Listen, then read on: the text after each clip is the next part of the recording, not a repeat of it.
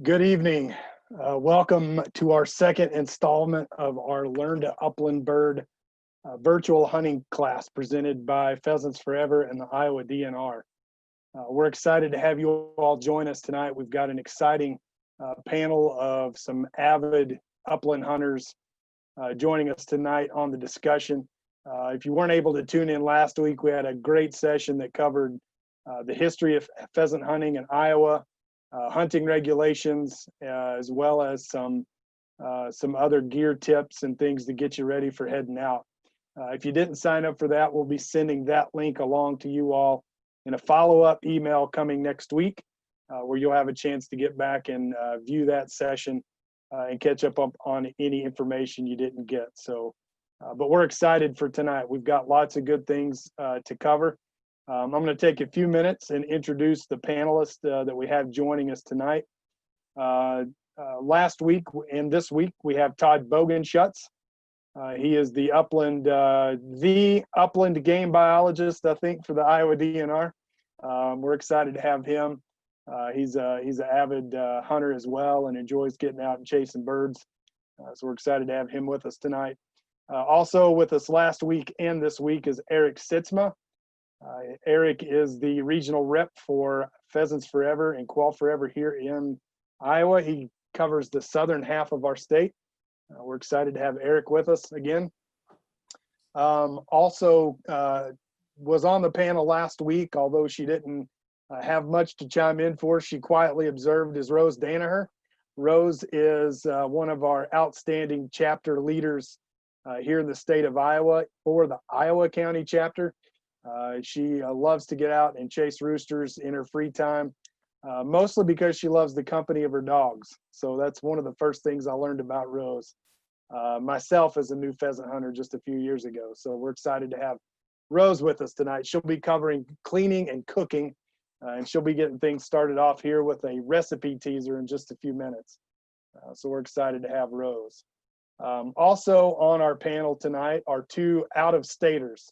That's right, we've invited some outsiders into our discussion about Iowa, but both of them have got some good experiences with dogs, and I'm excited to hear some of their stories and advice tonight. First is Katie Koslera. She is our outreach coordinator in the state of Illinois. Katie loves her dogs, and we'll hear a lot about those later on, but we're excited to have her with us tonight. And we have Sophia Gaber. Sophia is in the state of Nebraska. So we are flanked to the left and to the right by our out-of-state guests here, but Sophia also loves dogs, and in particular labs, and she'll be chiming in tonight, not only about dogs, but with all things pheasant hunting. So again, we're very excited to have this group of panelists tonight. My name is Jamie Cook. I serve as the Iowa State Coordinator for Pheasants Forever and Quail Forever here in the state of Iowa.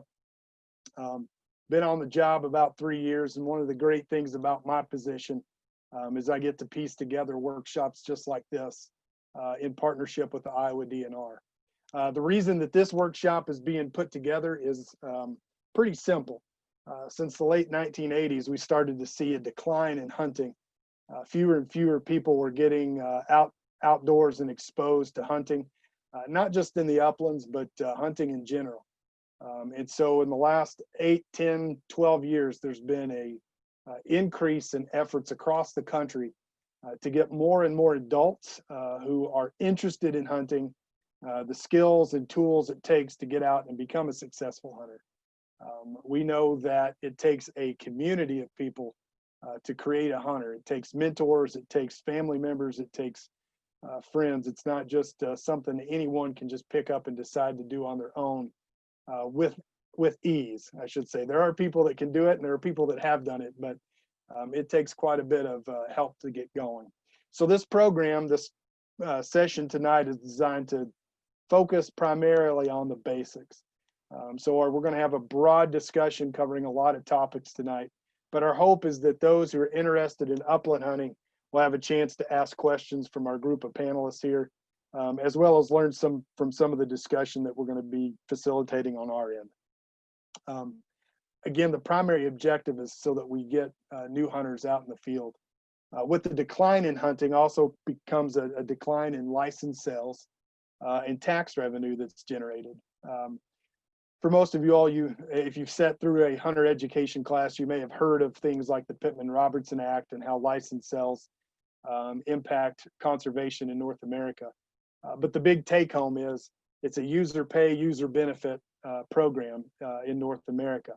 So the more licensed hunters we have out in the fields, the more dollars come into the state that allow us, groups like the Iowa DNR, to put conservation on the ground, to provide public places to recreate, to provide hunting ground for people to go out and hunt on public land, as well as provide other opportunities for groups to further the conservation efforts in North America.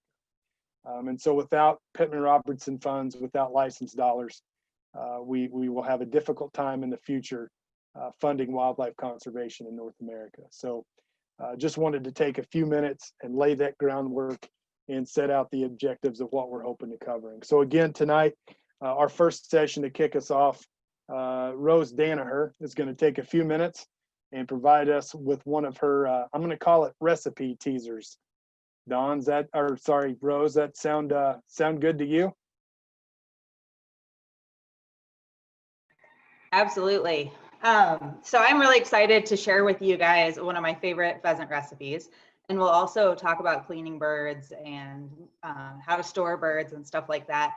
But this recipe takes about an hour. So I'm actually going to start right now so you guys can get a little idea of what I'm doing while we talk about field tactics.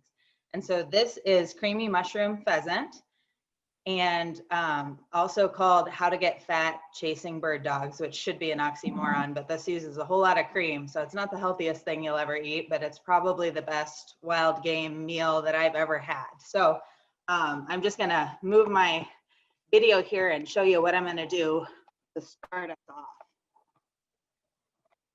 Hopefully you'll be able to see like this. All right, so I've got a couple birds here and we'll get to them later, but we've got these big, beautiful rooster pheasants. And then to start, what I'm going to do is I'm going to take about a pound of bacon and brown that in my skillet. And then when it's nice and brown, I'm going to add a finely chopped onion. And we'll leave that on kind of medium heat and then add a whole quart of cream and let it simmer for about an hour. So I'm going to do this while we're talking about the other stuff, and it'll be nice and ready to add the pheasant when you guys come back. In the meantime, I've got some mushrooms here. And I'll be honest, I went out looking for some wild mushrooms to forage. Oyster mushrooms, hen of the woods, anything like that would be perfect. But it is so dry over by me, I wasn't able to find any. So these are just store-bought mushrooms. And I'm going to take a couple tablespoons of butter and some soy sauce and just simmer those the whole time that the cream's going until almost all the liquid's gone. So they'll be nice and black. So we'll go over that again when I get back on to clean the birds. But just a little information on what I'm doing in the meantime to get it started. Look forward to showing you the rest. Thanks, Rose. Yeah, my stomach is growling already, and I just had dinner 30 minutes ago, so I could probably be a fat bird dog really, really easy. So if it's got cream in it, I'm usually game. No pun intended. I just can't believe I did that. So this one's got a whole lot of cream. You almost can't believe how much you put in there, but it is good. Yeah. Well, looking forward to it, and like I said, we're going to be getting to Rose after this session on strategies in the field, and she's going to go through cleaning the birds and get them ready for your freezer, and then again she's going to be finishing up and sharing some of those recipes with us. So again, thank you, Rose. So I'm going to ask the other panelists to hop back on here.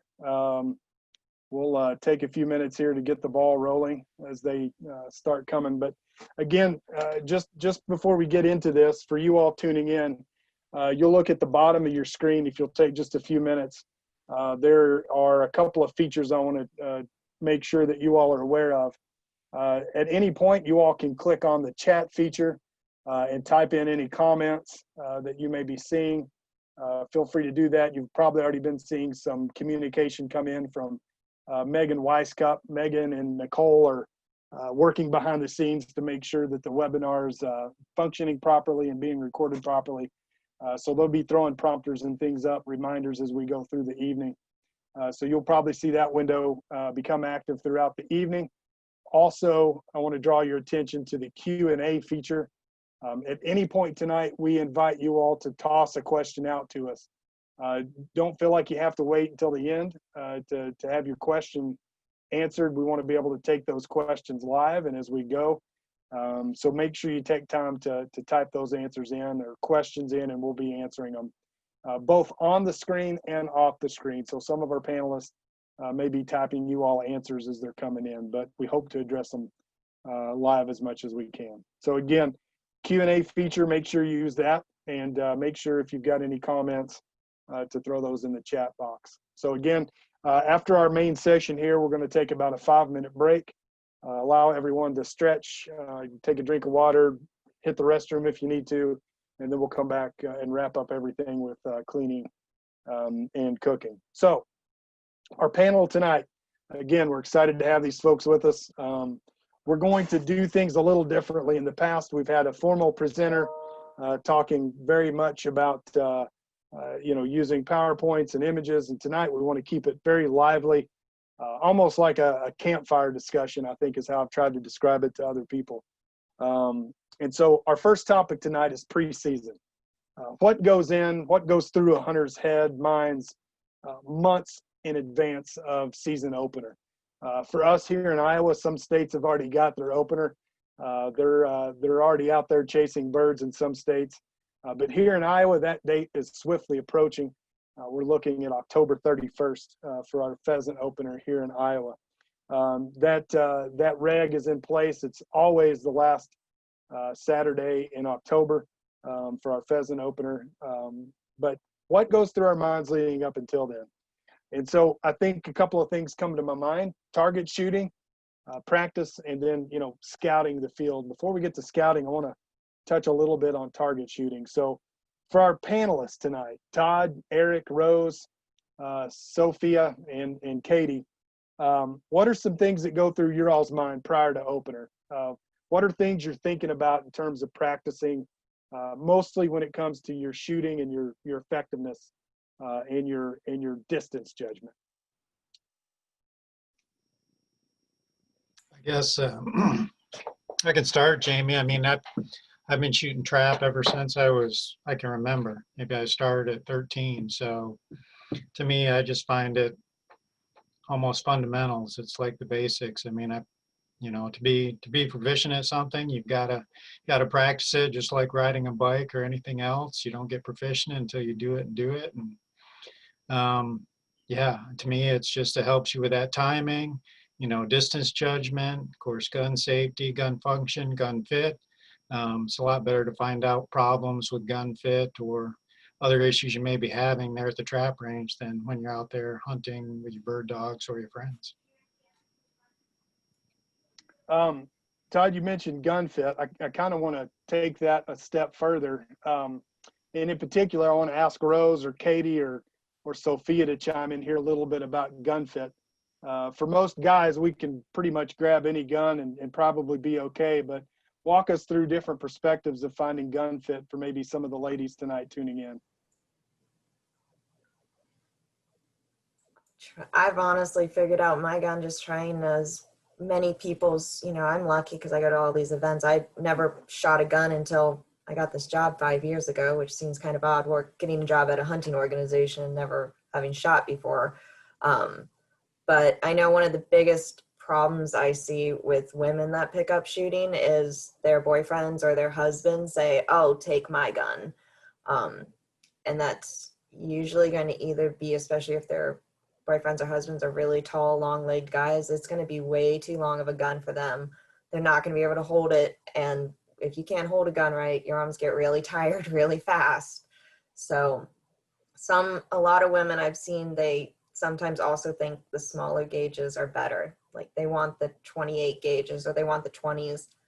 I shoot a 12 gauge and I honestly find that, at least in my personal opinion, the 12 gauges to me kick less than the 20 gauges do when I'm shooting them. So there's no right answer. You're going to find a woman that tells the exact opposite of what I just said. You know, they like the little guns, but Yeah. I kind of like my 12 gauges personally. Yeah. Rose or Sophia, chime in a little bit on that one. Yeah, I think one of the things that gets forgotten about women is that we're shaped differently. And so if there's gals out here watching, feel right here where you mount your gun. And we've got quite a bit of flesh there. And it changes the pitch on the gun. So we see a lot of women that, you know, pick up a gun and it's maybe not fit to them correctly. Now you can get around that. I have a big old boat oar of a gun that I shoot really well, but I learned to shoot it well. It does not fit me well. So finding somebody that can help you with fit is really important. Length is an issue, but just going a size down or a smaller stock doesn't always fix that pitch issue. And I'm talking the pitch this way on the gun and how it sits on your shoulder. And then the other thing, I'm not a shotgun coach, but I think it's because we have longer necks. It's hard for us to get our cheek on the stock of the gun in the same spot every time. So a lot of the times you'll see women shooting with a riser on the stock. So you can get around all of that. You can kill birds with, you know, the cheapest gun that doesn't fit you at all and get away with it. But boy, it's a lot more comfortable if you have something that fits you right. So it takes a little bit of work, but Yeah. there's plenty of options out there. Sophia, Eric, you all have any comments on gun fit? I'm going to go contradictory to everybody all night. You know, I shoot a gun very well that does not fit me at all. I'm 6'4". I'm shooting a gun that's a little short side-by-side double trigger gun that's well older than I am. Most folks, if you're new to this, spend a little time at a gun shop and figure out which one fits you. Like if you have the opportunity, most gun shops, the owner will help you figure out what fits you. If not, go to something like Shields or Pheasant Fest and work with somebody that's actually qualified and experienced to get one that fits you, because it will make a huge difference while you're learning, and you won't learn bad habits like I've got. Sophia, anything to add to that? So honestly, I'm with Eric. I got passed down a gun from my grandpa, and I won't use anything else other than that gun, and it does not fit me, but I'm just such a sentimental person that I have to use my grandpa's gun. Like, there's no getting around that. But there is great places that can fit you for shotguns. Sometimes I've shot so I'm shotgun instructor certified, and through teaching these classes, I've noticed that women they are made up different. They all have, shoot different things, but honestly, women, you are going to be able to find what does and doesn't fit you, and it's going to take practice. Just as Katie and Rose had said, you're going to have to shoot with multiple different guns in order to get that, to see what fits you correctly. So don't just go out and buy one of the cheapest guns or the most expensive gun or anything like that before you have an opportunity to at least hold up and pull up different types of guns, different styles and everything. In the store even, you can pull them up and see what fits you the best, what weight you can carry, because if you're carrying a heavy gun, a couple miles later, you're going to be dead and you're going to have a hard time pulling that gun up. So it's not all about how it looks and how much it is. It's more about what fits you. But then again, not everyone has enough money to go out and spend on a brand new gun. So if there is a gun that your boyfriend or your dad or someone else has that they're willing to let you shoot, go shoot that, but go to a trap range and have some time to actually shoot that gun, get that practice in, and find what form works the best for you. And I know in Iowa, all the shooting ranges have RSOs, and they are trained safety officers. So they know exactly how you should and shouldn't be shooting, and some tips that can really go a long way for you. Thanks for the shameless plug there, Sophia, on the ranges. It's a some good advice. I think everyone had some great comments to add. We did get a question that I do want to address because it falls right in line with this subject. The first question says, my niece couldn't sit in this week to this session. She's quite small and feels most uncomfortable using a single shot 20 gauge. Aside from no follow-up shot, are there any downfalls to using the single shot? I'll jump on that one.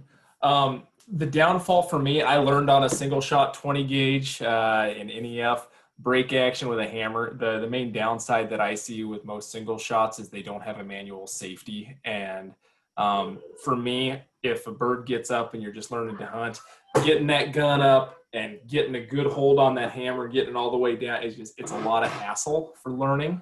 So I always recommend new hunters find a firearm that has a manual safety where you're not trying to deal with that with half numb fingers in the heat of the moment.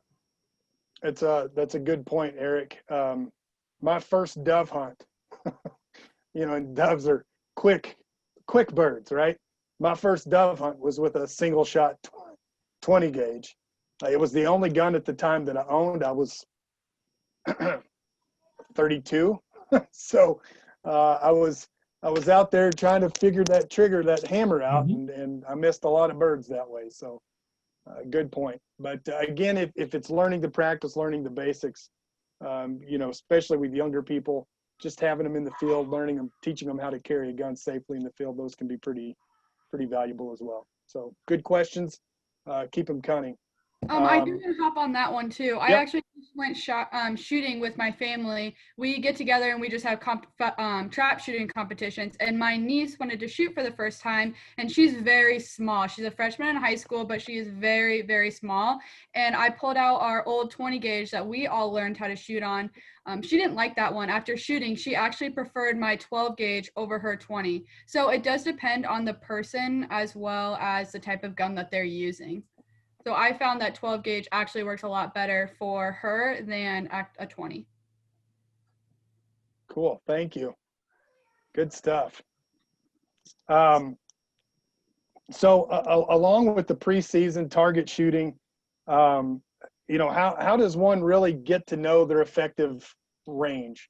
What are some steps? Because obviously you're gonna shoot differently from 20 and 30 yards. Your pattern's going to be a little different. I know there's a lot of variables that play into that, such as the size of gun, shot size, choke size, but any basic rules from your all's perspective to help them determine that effectiveness, that ideal range. Because at the end of the day, we want a bird to go down quickly, humanely, and not have to track it very far. So any comments about distance judgment or effectiveness with the range? I can start, Jamie. So one of the first things they tell anybody to do with a new shotgun is put a target out there at 30 or 40 yards and put a circle around it and just pattern your shotgun, because we assume they all shoot well right out of the box, but sometimes they don't. And some shoot loads better than others. Some shoot Federals better. Some shoot Remingtons better. It just depends. So that's one good thing to do with your gun right away. And also for the gals and the kids, one of the worst habits you can probably have as a new shooter is flinching. And a lot of times that's because, they handed you dad's old gun and gave you the max loads. And, you probably don't want that for a beginner, because flinching is not a good habit to have if you're shot. And that means you're scared of the gun going off. So you're closing your eyes, and it's hard to be a good shot if you're flinching because you're scared because the load's kicking you so much. So, I know my wife is only 5'3". I actually bought her a youth 20 gauge. I hunt with a 12 gauge and I shoot 1 1/4 5s. It's a pretty hot load. Hits me pretty big, but I'm bigger. For her, I load her up 6s and like 7/8 ounce 20 gauge. So a lot less kick for her and much more enjoyable shooting for her. So those are a couple tips I would offer. Yeah, I'd follow that up after you get your shotgun patterned. Highly recommend it. It won't really work out for you this year, but if you get the chance to go out for early dove season or early teal season, those are a couple of great opportunities to get a lot of shooting in and get some practice and really, be out in the field trying to figure out your distance and your effective range on birds is helpful. Sounds good. If you all want to, we can kind of, I've got one other final question that kind of comes back to target shooting.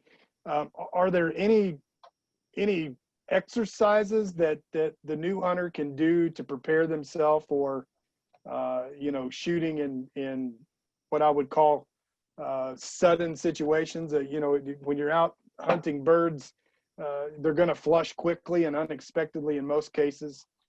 So what are some things in your all's experience that people could do to better prepare that? Can they go to a range, or get their friend's thrower and go out to the farm and set themselves up for success by practicing clays in a different way than just traditional 5-stand setup? So I can tell you what I do.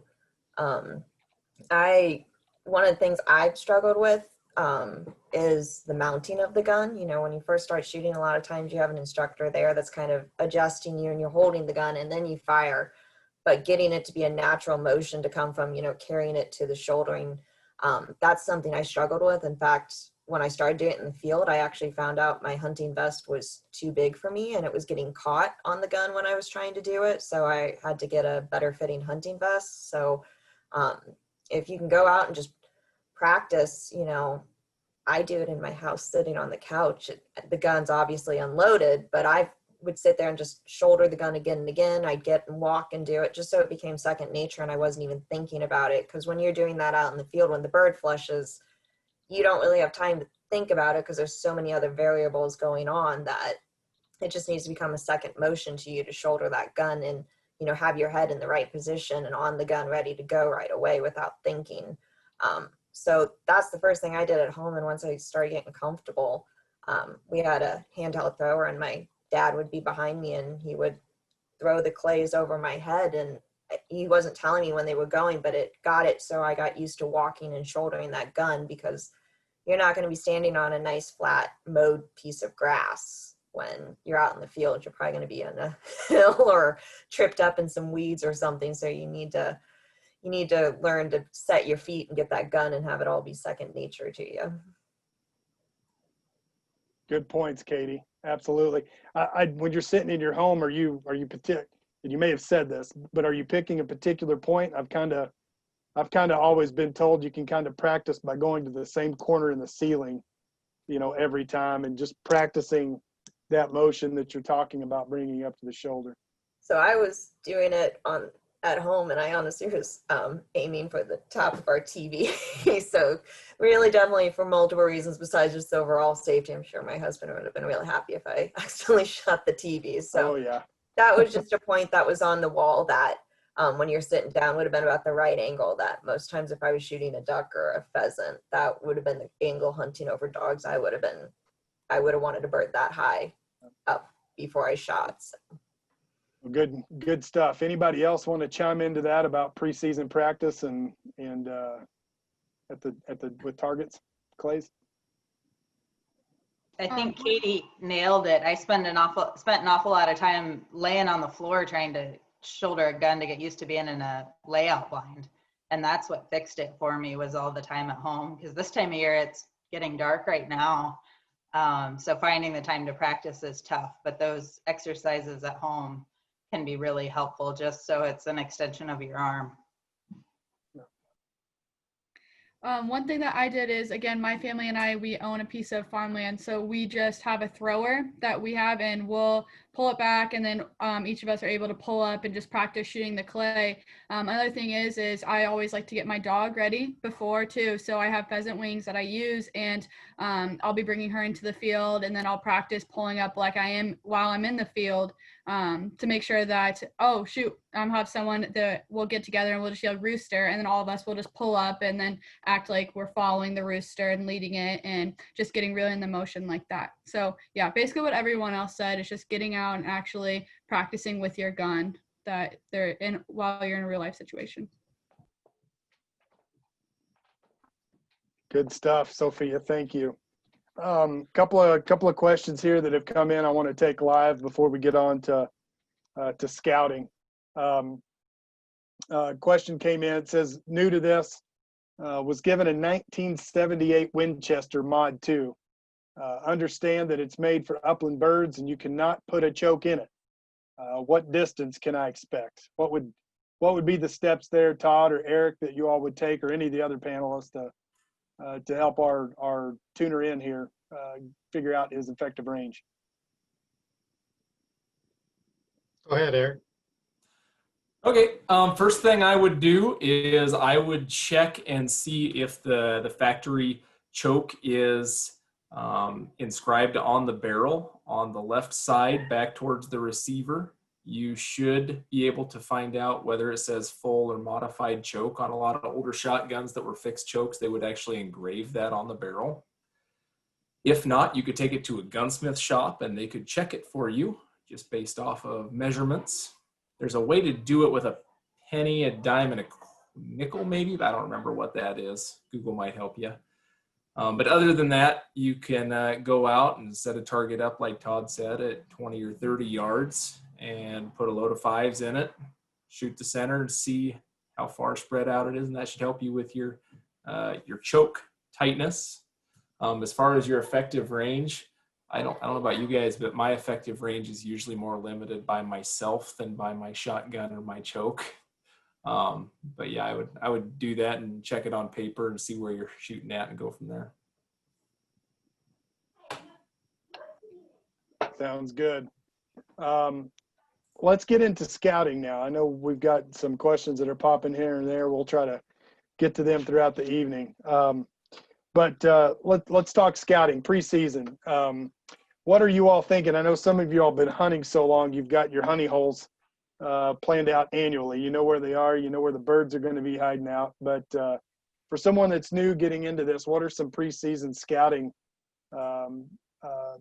things that you want to consider? Todd, you touched a little bit on this last week. If you don't mind, I'm going to share my screen here and show you all a slide from our presentation last week. If I can get my screen here, get this pulled up. You can see it here. Let me get it up to.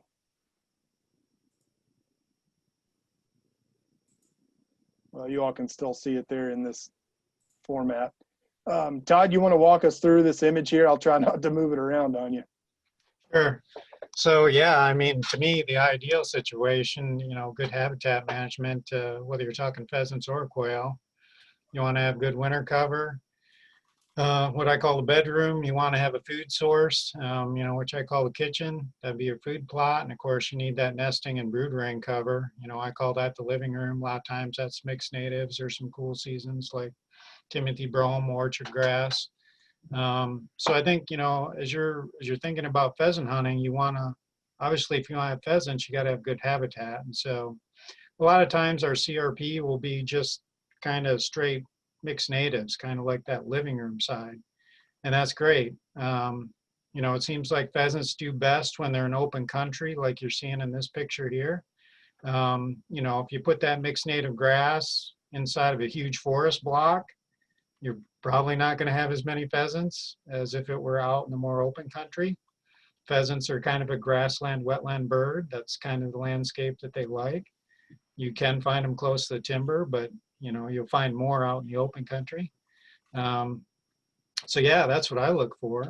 You know, if you want pheasants, you've got to have that decent habitat around. And you know, if you can find all three of these together in this kind of a landscape, whether it's Iowa, Minnesota, the Dakotas, Nebraska, Illinois, Kansas, there's going to be pheasants in it.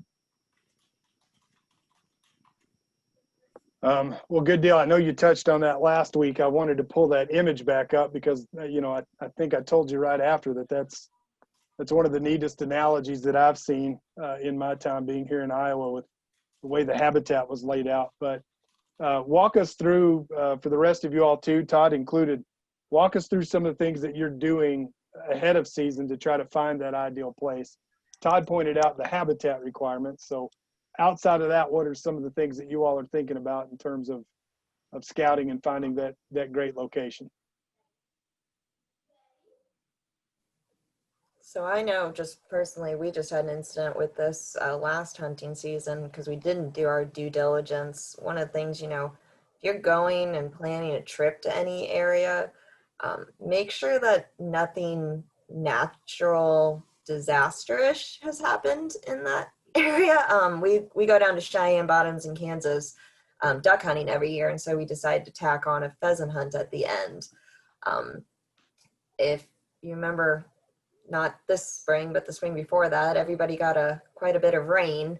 So we did not have a great pheasant hunt at all, and that was because pretty much the first and possibly second brood of the pheasant seasons down in that area got flooded out. So all the nest got destroyed from floodwaters.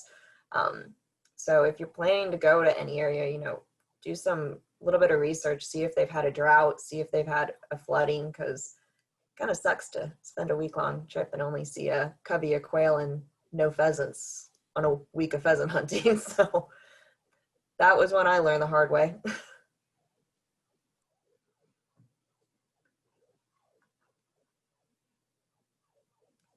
You're muted, Jamie. Thank you. Anyone else want to take that answer as well, or chime in on that one?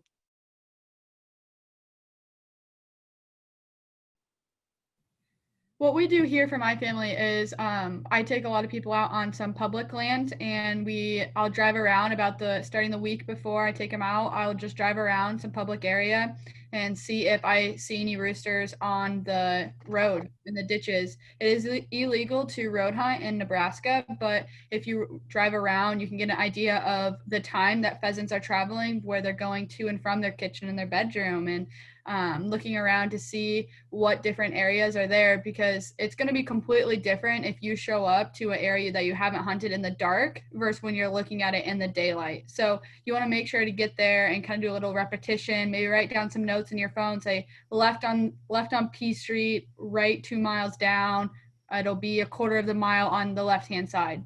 So just get a better idea of where you're going to be going, because if you're going that morning, you're going to get there before it's light out, obviously. So you want to make sure to know where you're going. So last thing you want to do is to get out late in that field because you got lost. So that's a little something that we do and that I kind of try to help people along the way with too. Thanks, Sophia. One other question here that trickled in. I want to ask it out, and let me see here before I do that. It looks like somebody tried to answer, but I do want to ask it because I'm curious to answer, and it looked like Eric had answered it here earlier. But so does bow hunting? Todd, you want to take this question? Does bow hunting work well? I would think that there would have to be a considerable amount of skill taken to try to hit a bird in flight. For pheasants, I could see pheasant way easier than quail. Quail are much smaller and quicker, but I'm not. Walk us through it, Todd. What's your thought here? Yeah, I think if you Google it, you can find on some of the hunting shows. I know there's one individual that hunts almost exclusively with a bow, and he, waterfowl, doves, pheasants, you name it, pigeons, and he's pretty proficient at it. But I also know that he's probably practiced like you can't imagine. So yeah, it can be done with the average person. I mean, I guess I've shot a turkey with a bow, but that's probably about the only bird, and that's a pretty big bird, and it wasn't flying either. So I know there is some special arrows like flu-flus and stuff that it's not a broadhead because that'd be dangerous, but when you're hunting with a bow, you're kind of just killing them with the blunt force trauma of the hit. And so the arrowhead is kind of like a blunt tip with some fingers, so that when you hit the bird, you either break a wing or just the shock of the arrow hitting it kills the bird and brings it down. But if you Google that, I'm sure you can find that information and the types of broadheads. Good deal. Well, Eric answered that question as well. He did pretty good with his answer. I got to give him 2 thumbs up there. So The yeah. short version is I've tried it. It's really, really, really, really hard. And eventually you get tired of hiking day after day and not bringing home any meat. Yeah. There's certainly a lot of walking involved. And I think, that's something else to be thinking about preseason. I think all of us could probably work out more just in general, but we don't think about how much walking we're going to be doing in the uplands. I know my first season out here 2 years ago, I was taken aback by how much walking you do, and people criticize Iowa for not having many hills, but there's more relief out there than you think once you're on the ground and actually walking through it. Then you throw in grass thickness and habitat types, and you can be working yourself out pretty easily. So I'd venture out to start a good walking regimen too before season starts to get your body in shape and get you ready for being out there in the uplands. Todd, going back to your picture here of the habitat types, the living room, the living room, the bedroom. I said bathroom earlier pre-show, but the living room, the kitchen, and the bedroom. Is the public land in Iowa for the most part? Do the wildlife managers, do the biologists out there in the field, does the agency try its best to set up those ideal spots for pheasants and birds? Certainly, you know, so we own and manage probably around 300,000 acres in the state of Iowa. The DNR itself, of course, the county conservation boards and Fish and Wildlife Service also have some lands, but so, you know, we try to provide recreation for everybody. People like to waterfowl hunt, deer hunt, turkey hunt, upland bird hunt. So not every area is going to have it, but the areas that are more suited to, say, pheasant hunting, we're going to have just about food plots on most of our areas, and we may have winter cover in the form of like a conifer shelter belt, or maybe there's a cattail wetland there already that makes good winter cover. And of course, we always have good nesting. And so, yeah, we definitely try to provide all that on our areas. But like I said, some areas are managed more for deer, turkey. So, you know, you're not going to see it on those areas. But yeah, that's certainly what we strive for. Fantastic. A couple of other questions here before we kind of close out the preseason portion of the talk. What about a 410 on your first hunt? Any advice or encouragement, or I'll go so far as to say discouragement on the use of a 410 on your first hunt? Jamie, I was half a sentence from being done with that answer. That's all right. You saw me typing away like mad. If it's your only option, it'll get the job done. 410 will kill a pheasant. If you have another option, especially with an inexperienced hunter, I would highly recommend sizing up to a 20 or a 12 or even a 16 if you've got it available. Just getting more pellets in the air, better chance of getting a solid hit and less chance of getting a cripple. The only time, honestly, me and my friends hunt a lot of birds. The only time I go with a 28 even is if you got an experienced shooter and it's somebody hunting over pointers that are good trained dogs, and you know that shot's going to be at 10 yards, keeping them close. Excellent. Todd, you may have mentioned this last week. You know, the derecho, did it have an impact on the public land in central Iowa at all?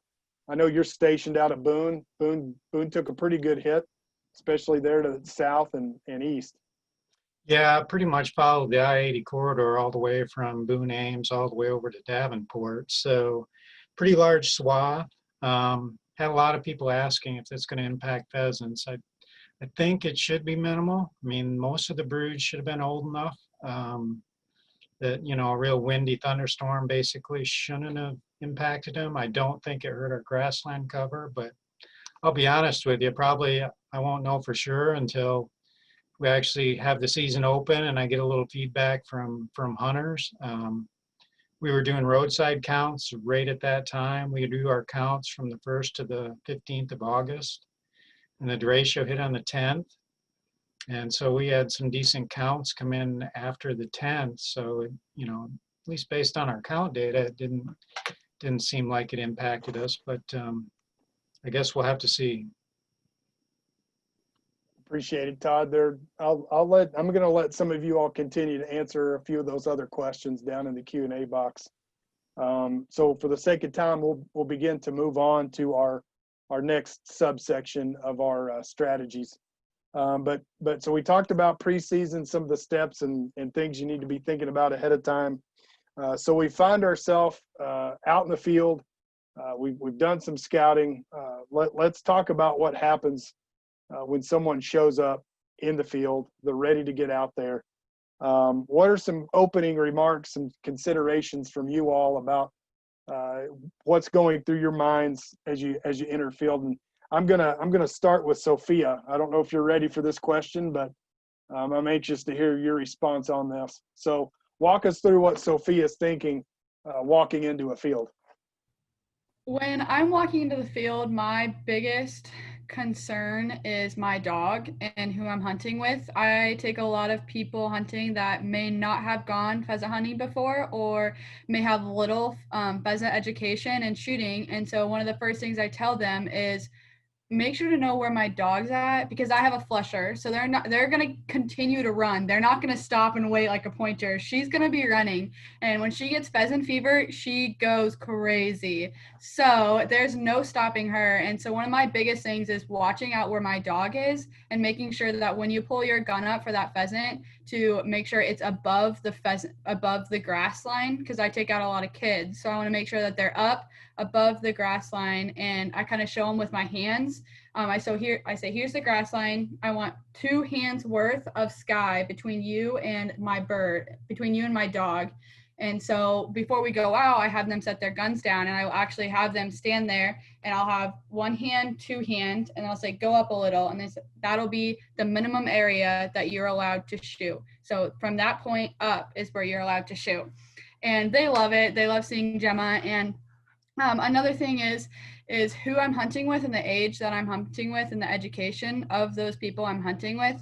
If I'm hunting with my family, the only thing I'm worried about is the birds, because I know each one of them, how they're doing, what they're doing. I want to get my first bird before them. So that's a little thing. Like, I like to stay real close to my dog, making sure that I'm going to get the first bird with my dog before they do. And another thing is the temperature. You're going to be walking a bunch, so you want to make sure that we go out in the morning most of the time, and so it's going to be dewy and wet out, and it's going to be chilly. But as soon as you start walking, you're going to get hot.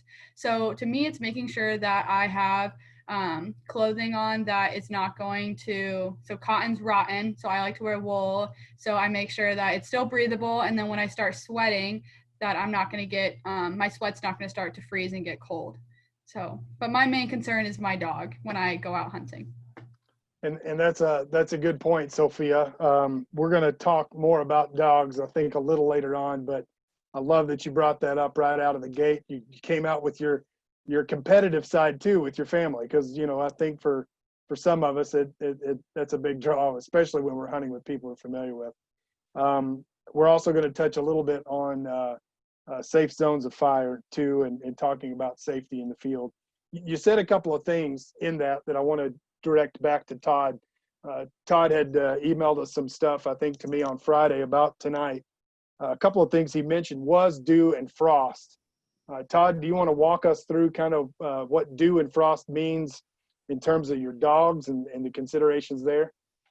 Sure. So I hunt with pointers primarily, but I have friends that have flushers like labs and stuff, springers. So I've hunted with both, but it's just, I like to give myself and my dogs every advantage. And so when you think about odor and the odor that the birds are leaving, that's basically bacteria. And, it hangs on to the vegetation, and scenting conditions are best when you have some moisture out there. And so, versus dry conditions, like in a drought, to me, it's really tough on the dogs because you can almost see the dust coming off the grass as the dogs are going through it. And, I'm feeling sorry for my dog because my dog's sucking in big whiffs of, trying to find that bird scent. So the dogs just seem to scent a lot better when you have those dew conditions, or right after rain is great too, or there's some frost conditions. So, just let your dog be more effective. Good deal. Temperatures, wind, what are some considerations there from the rest of you all about wind direction, temperatures, and we're going to go through this discussion, and then I've put together a secret slide you all haven't seen yet that I'm going to show you all about a practical what if scenario. So The rest of you all, what does wind, how does wind play in? How does temperature play in to walking into a field and deciding your angle of attack, we'll call it? I know wind's one of the first thing with my flushers that we check out. I know pointers, they've got a lot bigger range. They're usually running loops and stuff. So if they're running through a field, there's a good chance they're going to be going and getting all those different wind directions. But pointers work a lot closer to you, and they should be quartering. And I don't like my dogs to get more than 15 to 20 yards away from me. So a big field that a pointer is going to be able to probably work completely, my dogs might burn out on. So I've got to kind of hunt a little smarter and preferably have the wind helping the dogs so it's blowing right in their face, so they're getting a huge gust and knowing exactly, as much help, instead of having the wind come behind them and just adding another variable that my little short-legged dogs have to figure out on top of, covering such ground. So, and that's another thing that at least with weather and heat, I have to consider too, because my dogs are not as long-legged, so they're not gonna be able to run as long and as hard as a pointer does. So when I go to a field, I got to kind of look at it and be like, what's the best chance if I was a bird, where would I be? Because I know my dogs might not have enough gas to cover that whole field. Katie, what kind of dog do you have? I mostly run Boykin Spaniels. You probably saw the other one. I also run Nova Scotia Duck-Twirling Retrievers, but they obviously are a double-coated waterfowl breed, so they don't do very good in the heat. So they're mostly snow dogs.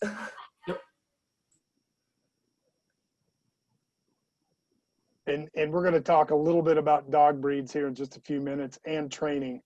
But again, just kind of walking through the when you get out into the field, what's going through your mind. Rose, I'm going to give you a chance to chime in here. How's it smelling in your house, by the way? It smells pretty good. My 3 dogs are whining and getting all squirrely back there. I think they saw me carry these birds in and thought I cheated on them bringing pheasants home without taking them out hunting. So so apologies if you hear them whining in the background. As far as when we get to the field, it kind of depends on whether I have all the dogs with me or not. He's whining right now. I used to hunt quite a bit with just one really big ranging pointing dog. And honestly, I would just let him go, and I'd put a GPS tracker on him, and he would go pin a bird down, and I'd catch up with him eventually. When I'm hunting with the whole group, I pay a little more attention. So we do the same thing that Katie was talking about, where you try to work the dogs into the wind and give them the best chance of smelling the birds. If it's really, really windy, the birds hold a little tighter, which can be nice, but boy, when they get up, they're awful hard to shoot. They're about gone as soon as they get in the air. So that's something we think about. Temperature-wise, it kind of all goes back to the dogs. I know I was talking to the guy at the game farm when I went to pick up these birds this weekend, and there were some dogs that really struggled Saturday and Sunday because it was so hot. So early in the season, we want to make sure they're fit and that they get lots of breaks, because if they're panting, they're not using their nose to find birds. So sorry, I keep going back to the dogs. You can tell that's why I do it. No, and that's all part of this. And I think for sure we're gonna touch more on dogs in just a minute. But you got to keep them involved. You got to keep them laced in the conversation, because they're a huge part of being successful. And we touched on it last week. You can hunt without a dog. It does present its challenges. You have to think more strategically in terms of where you think the roosters may be holding up and in your approach. But it certainly is helpful to have a dog out there doing a lot of the work. So Jamie, one of the tips we probably should have said for getting ready preseason is getting your dog in condition. That's a great one. That's a great one. Yep. So thinking about getting your dog in shape for hunting season, you're about 4 months too late. Yeah. So if you all want to, let's take a minute or two and flesh that out. What are some things you're doing with your dogs in terms of training and conditioning? Let's not puppy. Let's talk more on your regular maintenance regiment for your dogs leading up to season? So right now we're running, if you're a runner, taking your dog out running, some of the best ways, I also show my dogs. And so we kind of, I'm showing hunting dogs, and they actually are really hunting dogs, not just pretty guys, but we working them. If you're a runner, running them, you got to make sure their paws are okay, but if you can run them on a road, that's a great way to build up some muscle on their legs, get yourself in shape. Right now we do a lot of drills, so a lot of bumpers. We're also working on them, teaching them to run quarters, just getting them to run through as much natural habitat as they can right now, because it's also getting them used to pushing through that tough grass and going up and down hills. So my Boykins, when we're out in Nebraska in the sandhills, they're going 13 miles a day, and when you see them, their legs are only about this big. So condition. So Katie, is the trick there just getting them out, letting them run, just conditioning their body, or you also trying to strike a balance with mimicking the habitat they're going to be hunting as well? Can someone keep them strictly in town and just run them on jogs or walks in the evening, or do you need to try to get them out on some public land or do some field trials informally with them to get them conditioned to habitat? It helps. If you're going to have a hunting dog, you want to get them in as much habitat as possible. If you're just concerned about getting your dog in shape, no, they don't have to.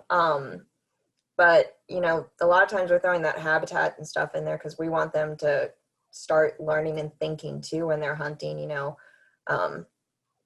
learning like, all right, maybe not go dive headfirst into a gooseberry. I just had a dog do that. That was fun getting her out of that. Just a lot of times it's just getting them, you're not only physically conditioning, but you're mentally conditioning and getting them thinking again and learning how to problem solve as they're running through it. So they kind of go hand in hand. Doesn't have to be all, doesn't always have to be native habitat, but you definitely, if you want them hunting, you want it sprinkled in there. So Eric, I know you have a lot of your pointers. I see you take them out a lot. Yeah, I live in town. I'm lucky enough that my two neighbors have huge backyards and no fences, and they don't use them, so they let me. Honestly, in the off season, we fish a lot, and when we're exercising dogs, we're doing a lot of strength training, a lot of fetch, and reinforcing whoa. And I got some pheasant wings, that I save over from fall, and we do some practice with that. But I mean, we don't get out in the country near as much as I wish we did in the summer. So with us, it's just a lot of strength conditioning and trying to make sure they're in decent shape. But doing what I do, my dogs get hunted more than most. So, they kind of snap right back into it into the fall. Opening weekend, though, it's not as pretty as it could be. So Megan just shared a poll for you all tuning in from home. This is probably one of the biggest debates out there. It's going to be, it'll be interesting to see how the polls turn out tonight. Maybe just as exciting as what's going to happen on November 3rd. But here, for you all, you get a chance to take your vote on the various breeds that some of us are familiar with tonight. So we're anxious to see your responses. So be sure to take a few minutes and answer that poll. So let's move on a bit while folks are taking this poll. I'm going to go back. I want to share my screen again. So to preface this, I have at a very elementary level created a diagram of a potential field that's got a mix of natives. It's got a food plot. It's got a wetland, and it has that other switchgrass sort of habitat talked about there, Todd. I've created this diagram, and I'm going to share my screen with you all. And I want your all's feedback as to what you think the best approach is going to be, how you would hunt that field, how you would ring it, and maybe one of you all could talk about ringing a field if that applies to this situation. So here is my attempt again at sharing a screen and showing you all this.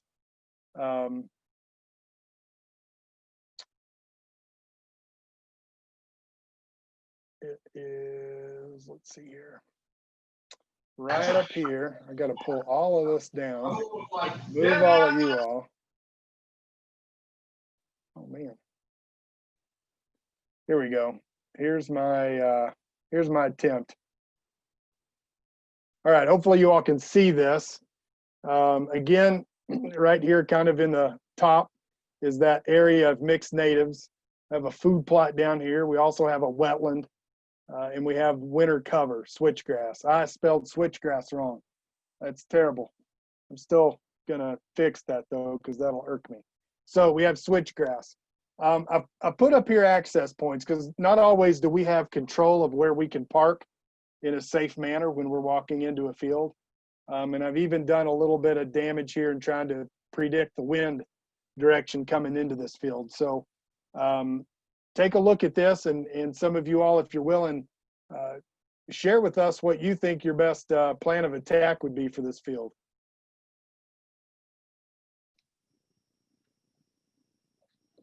Well, Jamie, this is Todd. Just looking at how you diagram that, I would take my pointer right down through the food plot first thing, because I think the birds are going to run there.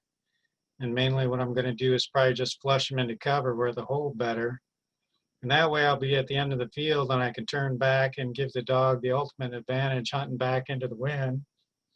The birds are probably going to flush into the wind and so not fly as fast. So it gives me an advantage as a shooter too. And so whether I hunt the switchgrass or the mixed natives would probably depend on which way most of the birds went when I flushed them out of the food plot.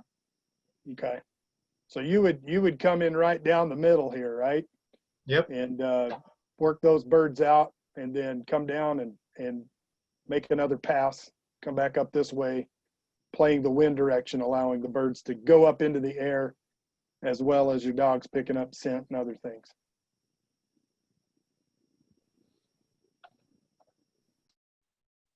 Anybody else? Would they play that differently? Would your dog cause you to play that field a little differently?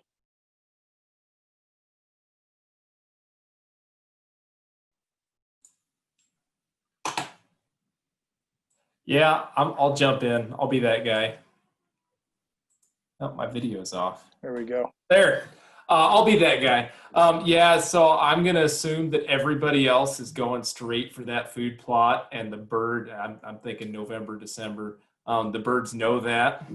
So rather than do what everybody else is going to do, I'm going to skirt the west side down, and then I'm going to skirt the south side to the east, and then I'm going to start clear at the far end and circle back through that wetland and up through the middle, and let my dog do his thing. And if he thinks the birds are somewhere else, I just follow him. Sounds like you put your faith in your dog, Eric, which may not be a bad thing. He's better at everything involved than I am, so I just follow. Yeah. First rule of pheasant hunting, never doubt the dog. Yes, sir. There you go. Oh, there you go. So what if you're with a buddy that doesn't have a dog and it's just you and him? He can come with me. We got pointers. Well, but seriously though, let's take that question. Let's say we don't have a dog in the variables here, and me and 4 of my buddies are deciding to walk through this field. What would be some advice other than go get a dog? That's not an option.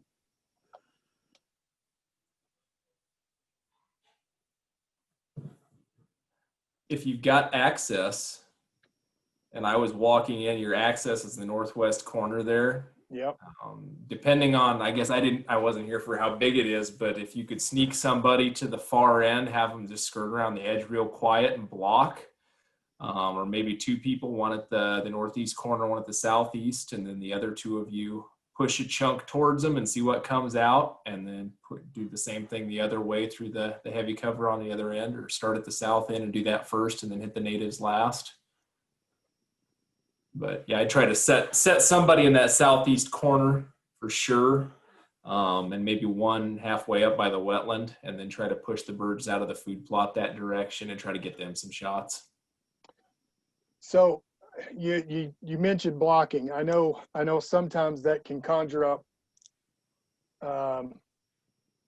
apprehension, almost a lack of confidence, or could even pose a safety concern.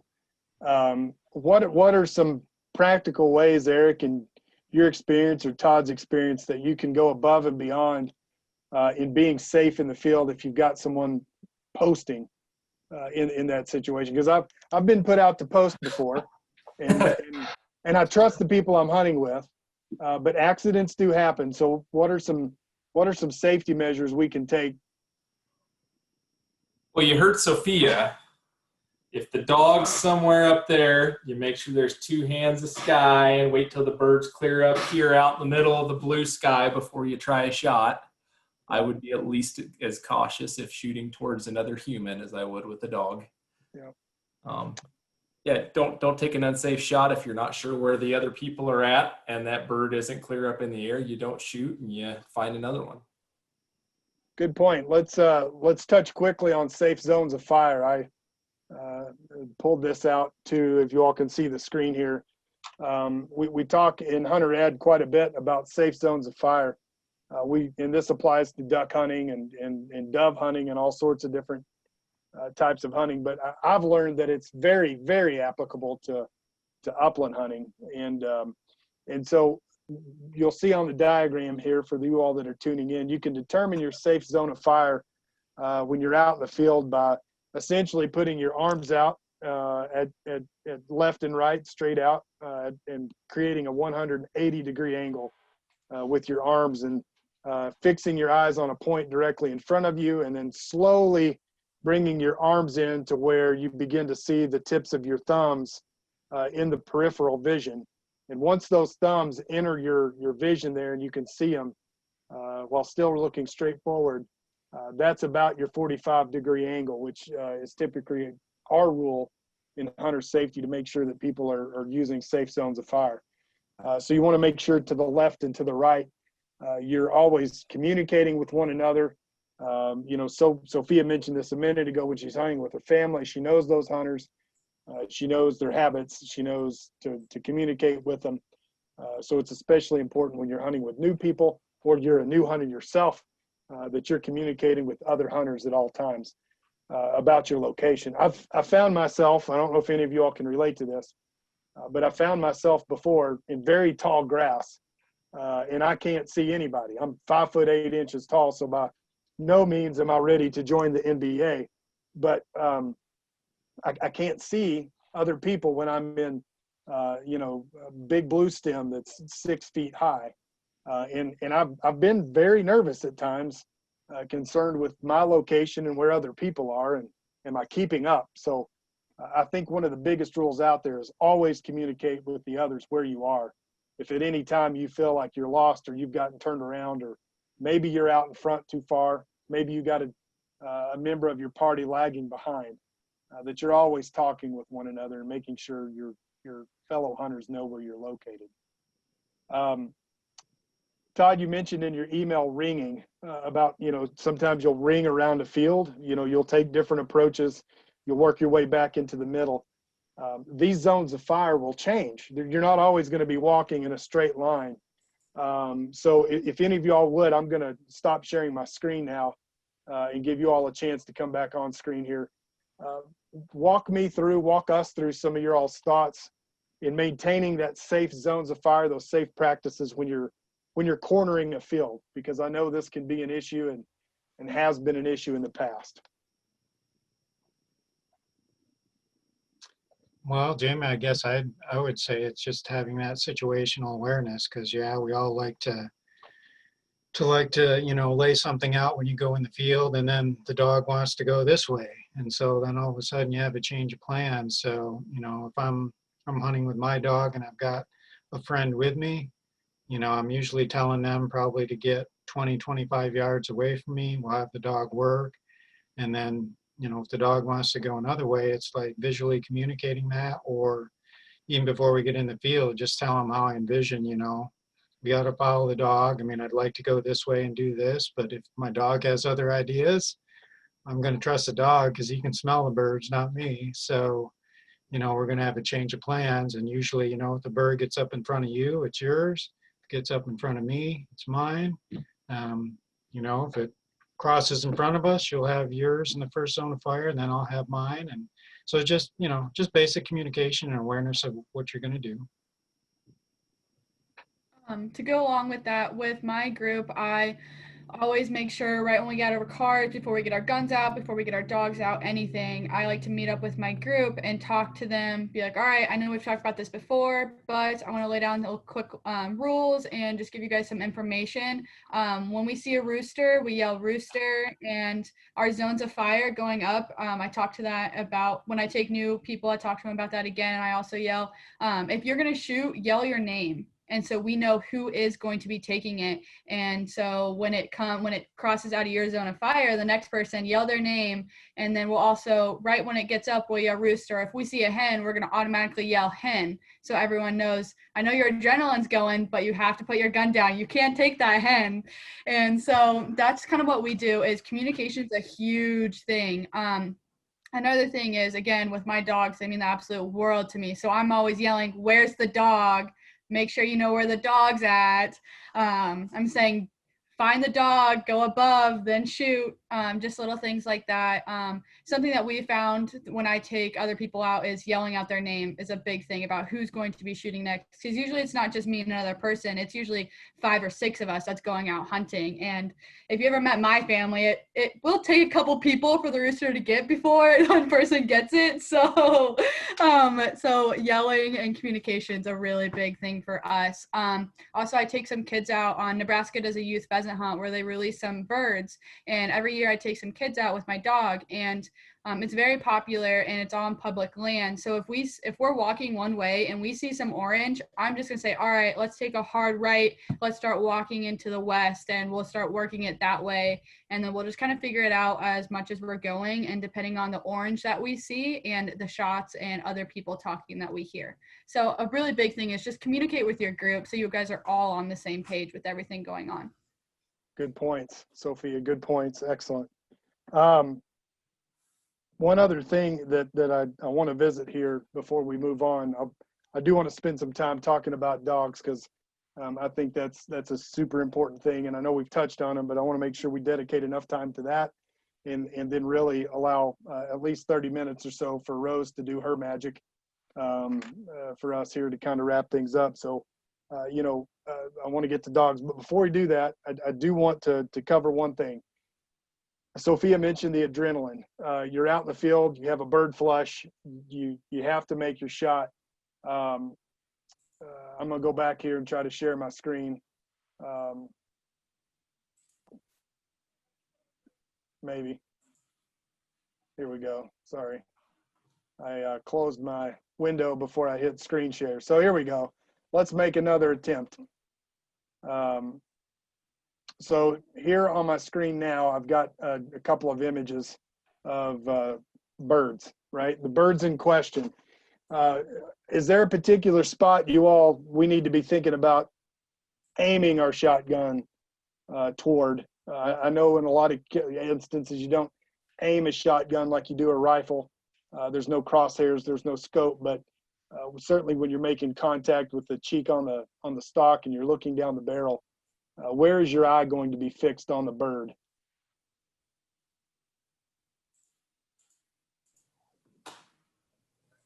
Well, you're going to be fixing towards the head. If it kind of depends on how the bird's flushing from you, but if it's a side shot like these, you're going to be aiming either right at the tip of that beak or right a little bit ahead, depending on how much your lead is, which that's something every person sees lead differently. So you're gonna have to figure that out yourself, because that bird's gonna be moving into your shot. So if you're aiming anywhere farther back on that bird, by the time the pellets get to it, that bird's gonna be long gone. So, also get as much as you can in the head, because you don't really wanna be picking out pellets while you're eating or having a broken tooth off of that, not worth the dental bills. So. Yep, good point, Katie. I tend to just almost sort of trigger panic and just point and click, which may not be the best practice, but for the most part, I've downed by far almost all of my birds. I think maybe 1 or 2 have been crippled, but I've always kind of been told, look for that ring neck on the pheasant, the white, as the indicator. certainly in trying to determine a species if it's a hen or a rooster. Any thoughts about that ring, or should we really try to stay out here in front of it? Well, I think, Jamie, this is Todd. So, yeah, Katie is exactly right. Actually, if you're shooting at a moving bird, you have to actually shoot in front of the bird because that bird's moving and you want the bird to fly into your shot string. So, but I think we all instinctively, you know, when we see a bird flush like that, a lot of folks are kind of looking at the big part of the body there and maybe even a little bit at the back of the wings. I mean, you know, the whole length of the bird, you kind of think about the middle, but I think Katie's actually right, is you really should be focusing about on that white net ring when you're swinging on the bird. And, you know, there's two thoughts on when you're leading a bird. You can try to do a sustained lead of which you think is, you know, where the gun needs to be out in front of the bird for it to fly into the shot pattern. That doesn't work well for me. I do what's called follow through. And so I bring the gun up and start behind the bird and swing weight through it. And I'm having to match the speed of the bird. And so it's just a matter of pulling the trigger when I basically pass the head there. And that way I know the gun is in front of the bird and I'm swinging at the speed of the bird. As long as I don't stop my swing, you know, you should be on target. But again, that goes back to that preseason's practicing at the trap range. You know, one technique works for some and another one works for another. Yep. Yep. Good point, Todd. What about quail? They're completely fast. They're a different size altogether. Where you just kind of hope you hit a bird. I mean, would the same advice apply there, Todd, with following a bird through? Yeah, we can, anybody else can chime in. I think the things about quail is that they actually don't fly any faster than pheasants. It's just because they're small, and usually it's a covey rise, like a bunch of bumblebees. People tend to not pick out a bird and shoot at the flock. So I would say on a covey rise, the best thing is make sure you pick out a bird and shoot at a bird, not just the whole flock in general. I mean, sometimes you'll get lucky and hit one, but it's much better to pick out one bird in that group. Well, I want you all to know that I don't close my eyes when I'm shooting my shotgun. I know I probably came across as someone that's a little questionable, but I do my best to try to do just as you all suggested, and I typically try to follow through the bird and pull the trigger when I get closer to the beak. But good points on the covey rise, Todd, because it can be overwhelming when you see a covey of quail get up. You're just amazed to see quail, and then, you know, oh, I've got a gun, so I need to try to pull the trigger too. One last thing here before we move on to dogs. I've got a little bit of a video that I'm going to pull up and share as well. And I think what I want to point out here, you're going to see the dog moving back and forth in front of the screen, and this is as realistic as a video I could find. It's filmed with a GoPro. You'll see some things, and so I'm going to play this video, stop it in a couple of spots, and then I'll allow some of the panelists to chime in, and you know, we'll see if there's any questions or comments that come from this. Before I do, though, I need to probably click two buttons. I'm sorry here. Let me get back into this. I'm going to share computer sound and optimize. All right, so here it is.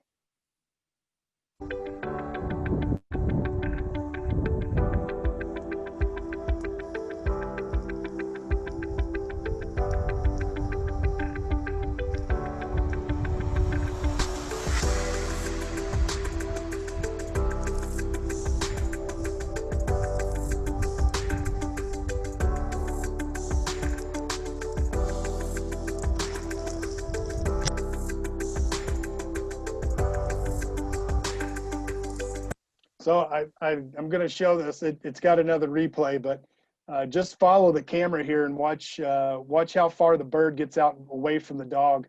Again, Sophia touched on this about hunting over dogs, and I think this is a pretty good segue into our dog discussion.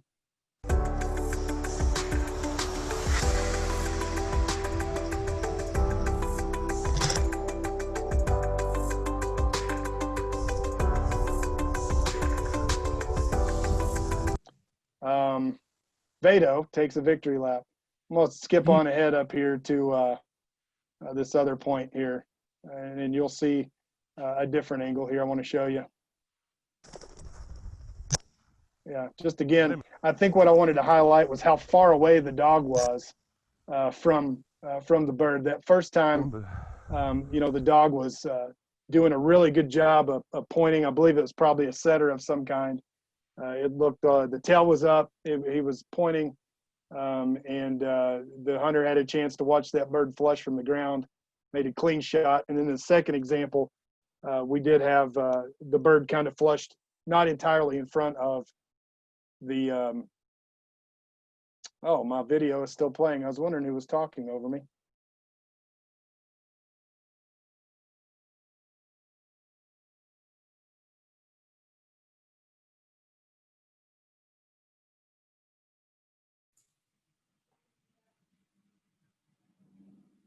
My apologies there. So anyway, we learn technical techniques all the time. Questions, comments from the panelists there on that brief video. Similar to how you try to do it in the field, was that a pretty realistic depiction of what to expect? Yeah, Jamie. I mean, that's why we all do it, man. Good dog work, good shooting. The one bird held, the other bird didn't, flush wild. I mean, that's going to happen. So the first one is kind of a classic pointer. The second was maybe more like a flusher. I know Sophie's got labs, I think she said. So, I mean, they're not going to have the dog stop most of the time like that. So you have to know the behavior of your dog and, what happens to the tail when they're getting closer to the bird. And you just kind of have to watch those things. But that person had good follow through, they were just in front of the bird. I mean, those weren't very long shots. They both looked like they were maybe 20, 30 yards, so fairly close in. So that's what you'd like to have happen, have the bird stay close for you. But yeah, I loved it. Awesome. Good. Well, I wish I could say that was me shooting, but it wasn't. So we've got a little bit of time here before we get into the cleaning and cooking. We still need to squeeze in a brief break. And so I know we've got a lot of passionate folks on here about dogs, and real quickly, I'd like for you all to basically let us know what sort of dogs you have and what your specific rules are. I'll give each of you just a minute or two to do that. And then we'll probably touch briefly on training and care, and then we'll get into our break and let Rose take it from there on the cleaning and cooking. So Katie, I'm going to start with you all. What is your dog breed, and what are some of your specific rules when people are hunting with you? So my main upland breed is the Boykin Spaniels, which they actually were designed as a South Carolina duck dog, but they're pretty versatile.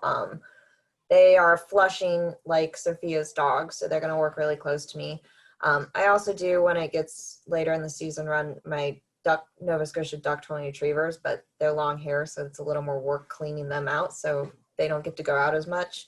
But when we go, one of the first things is, especially if I'm with my family, is who is the lead handler, who's giving the commands out, because these are all they do a lot of stuff, so the dogs will all work for all of us. But if all three of us are out there yelling commands at that dog, it's going to be really confusing. It's not going to do what we want. So, understanding who's kind of leading the field and making the decisions on where we're going and handling the dogs. If we've got, new people in there, like Sophia said, making sure they've got that safety work, because I'm not sure if Sophia's flushes do it, but my little spaniels, they're tiny, but they can get 6 feet in the air, and they've trapped and caught live birds that are passing through. And they're going to get a lot higher than you think they can. And one of my favorite stories is my husband, his first hunt, we took him to a dog training area. So we actually planted the birds, and my dad's once in a lifetime hunting dog flushed it, and it was a low flyer, and my, at the time, boyfriend shot it, and it was way too close and way too low. And my dad turned on me and goes, "Did you just shoot that?" And I threw my boyfriend under the bus so fast because I wasn't going to take that. So, making sure the safety of all that's done, because you got a lot of people that say they're hunters that they take shots sometimes with birds going up that I'm not happy if you're taking those shots around my dogs. So, but yeah, so no one who's in charge, know when the zone's of fire.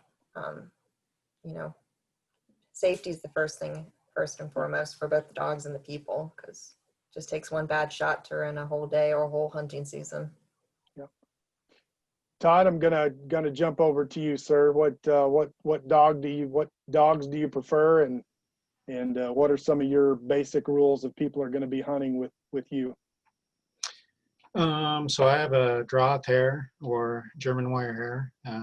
You know, just semantics there, but people get pretty passionate about what you call them. So essentially the same breed, just American Standard and German Standard. But I also have Brittany Spaniels that I hunt with, so I hunt with pointers.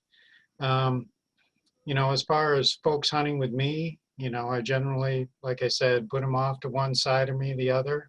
And if they're not dog owners, they obviously don't probably know a lot about the dogs and watching them. And so they're just chatting in the field and stuff. And I just have to apologize to them at some time because I'm watching the dog. I mean, we're out there hunting and watching its behavior. So, you know, I may not answer every question when we're out there hunting, but it's just because I'm watching the dog and paying attention. And so, much like Katie said, you know, you've got lots of time to shoot the bird, especially if it's pointed like you saw in the video. You can walk up there. Probably one of the biggest things I see about hunters that haven't hunted a lot is they shoot way quicker than they need to. It just, you know, that bird flushes, that rush of excitement, and they shoot, and the bird's maybe 15, 20 yards, and their pattern hasn't even opened up. I know it's hard to do because when I started, I did the same thing. You know, I'd have the gun empty before the bird hit 30 yards and wasn't shooting that well. Just take your time, swing through the bird, and you'll be amazed at how much success you can have. Thank you, Todd. Sophia, I'm going to let you hop in here. So one of the biggest things to me with hunting with other people is my dog is the most important thing to me. So watch for my dog. Another thing is she wears a bright orange vest, so it's kind of hard not to see her because she is a chocolate lab.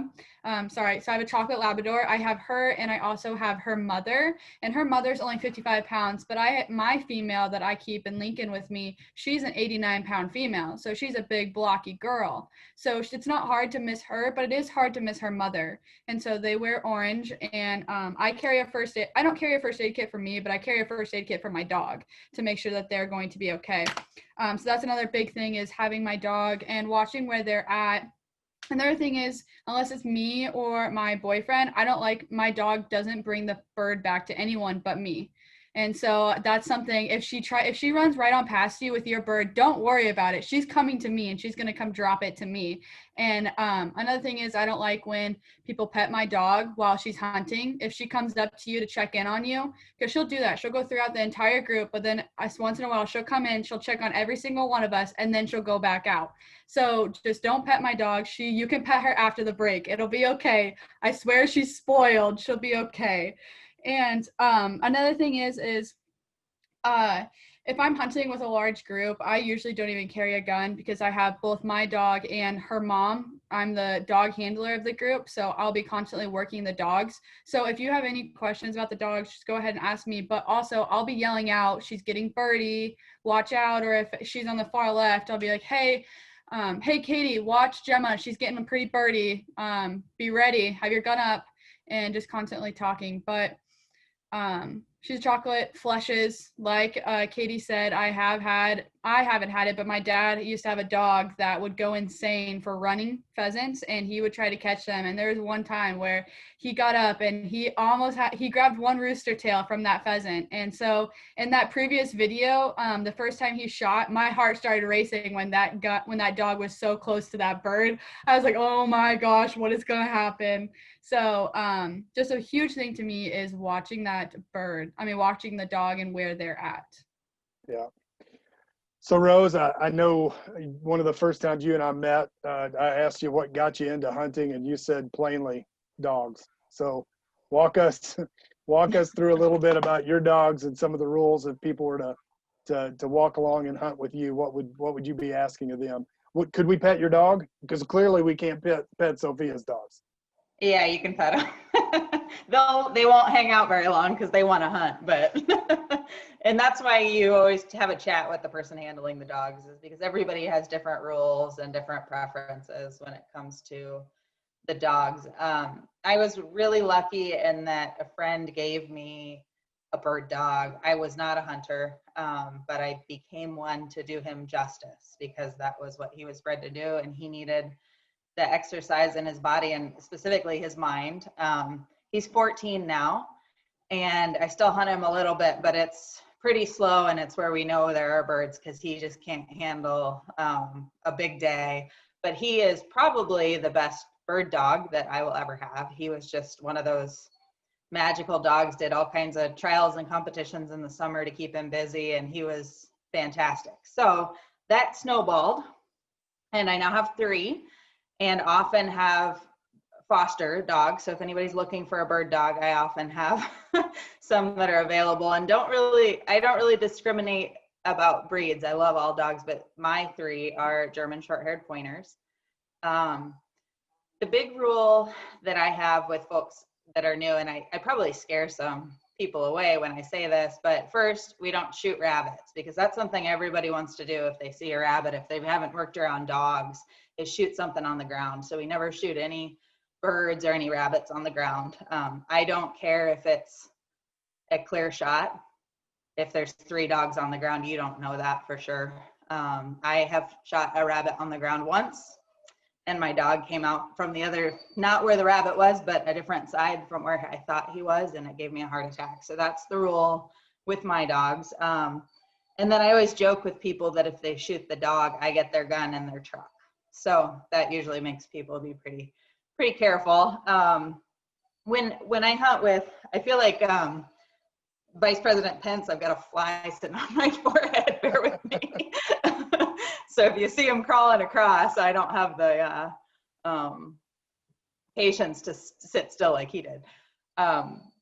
What was I going to say about the dogs? Oh, when I've got new folks, I take a lot of kids out. I usually don't carry a gun, and I actually walk along behind them. And I make usually those kids carry the gun barrel up, just because when they come up on a bird on a pointing dog, their first reaction is to point the gun toward the bird, because sometimes they can see it on the ground, especially if we're hunting tame birds, and that's right at the dog's head. So we always carry guns barrel up and, shoulder the gun as the bird's coming up. Some of those kids, if they're little, barrel up's like at your face. So you have to be careful. Every once in a while we make an exception to that. Those short kids, barrel up's probably not the safest thing, but yeah, we love to have fun, love to show those dogs off. There is nothing more magical than good dog work in the field, even if you're not bringing birds home. So if anybody ever wants to come hunt, you know how to get a hold of us. You're muted, Jamie.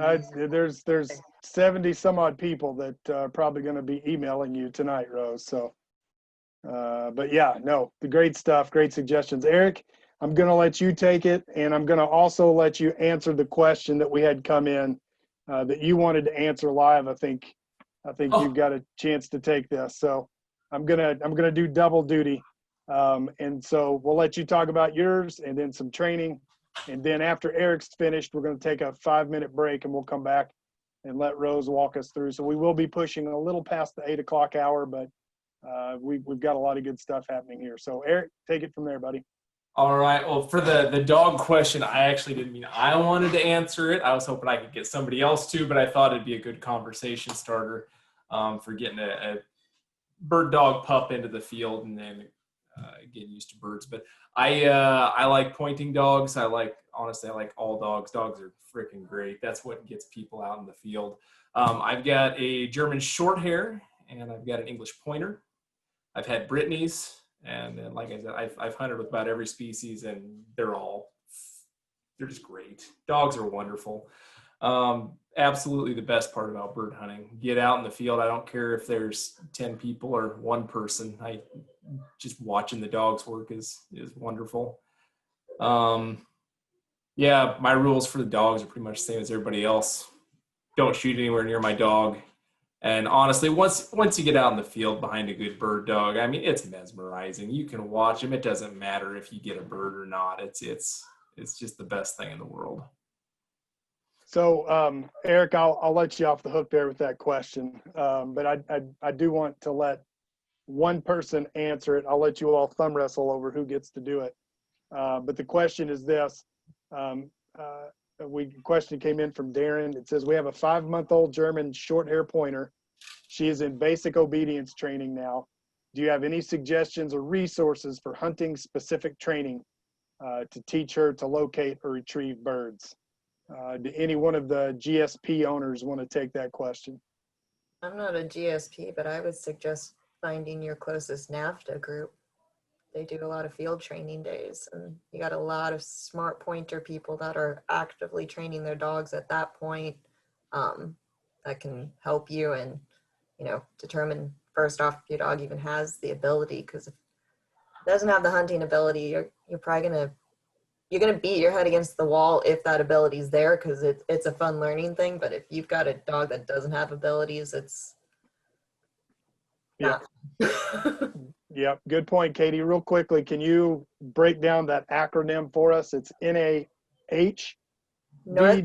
or Versatile Hunting Dog Association. There we North go. American Versatile Hunting Megan. Dog Association. Yep, Megan Well, just shared it. Yep, Megan just shared it. See, she's the power behind all of this stuff. She keeps us rolling. So we will be sending a lot of other tips. I'm going to invite the panel. If you've got some particular tips and suggestions for training dogs you all want to piece together, if you all wanted to throw something together and get that to me by, let's say, Thursday or Friday this week, some websites or resources you found helpful, we'll put that out in our follow-up email to everybody. But for now, we could talk about dogs until the cows come home. But I really want to take a few minutes. Let's take a quick 3-minute break, everybody. And when we come back, Rose will be walking us through butchering and some cooking as we swiftly approach the 8 o'clock hour. So thanks for staying tuned. We're grateful everybody's hanging in there. Lots of good questions coming in. Let's take 3 minutes. We'll come back at 7:47 on the dot with Rose. All right, so hope everybody had a chance to stretch and get whatever they needed. We're rounding third and headed for home in this last little bit here. I want to again thank all the panelists for helping out tonight, for sharing their wealth of knowledge and wisdom. But if you're like me, a hunt is only part of the reason why I like to enjoy upland hunting. The biggest portion for me, and I'm not yet a dog owner, so that's probably why this is still a big portion for me, is being able to put the meat on the table, being able to put some birds in the freezer and share some recipes, not only with my family, but friends that come to visit. So we have with us tonight Rose Danner. She's been chiming in as part of the panel tonight, sharing some of her stories and ideas, but she's going to walk us through cleaning and butchering the bird and getting it ready for the freezer. And then she's got some recipes that she's going to share with us. So Rose, I think you came in pretty clear. I think when you gave us your teaser, as close as you can kind of keep that computer to the action, the better we're going to hear you, especially if you're speaking towards your computer. So we'll turn it over to you. Okay, sounds great. Once I get my hands dirty, I'm not going to be able to see the chat. So Jamie, if you want to read me, if there's any questions that can come up, or if you guys have trouble seeing anything, holler and I can adjust the camera. Sounds good. I'll holler Rooster. Rooster! There you go. I am actually going to throw out one bird dog tip because I just can't help myself. But to the gentleman with the young dog, it's going to be really tempting to take that dog out and hunt over him or her this year. And you really, really need to introduce gunfire in a controlled situation where there are birds involved. I know a lot of people bang pots and do all that, but if you can start with a cap gun or a nail gun while that dog's excited about birds, you'll save yourself a lot of trouble rather than spooking him. over that first rooster. So just a little tip there. It'll make your life easier in the long run. So I have two really pretty birds here that are not wild birds. They're actually tame birds from the Legacy Acres Game Farm. So thank you to Legacy Acres for giving me these birds, but they are rooster pheasants. And you can see they're just absolutely beautiful birds if you can see the feathers on there. And they were killed yesterday. And one of the things about these smaller birds is that in weather like this, I don't worry too much about them getting too hot. So they actually have not been refrigerated. They got cold last night. I left them outside. And then today I just hung them up and kept them out of the sun. So it's not like a deer where, you know, when it's over 60 degrees, you really have to get them gutted and cooled down fast. These birds are just fine to eat.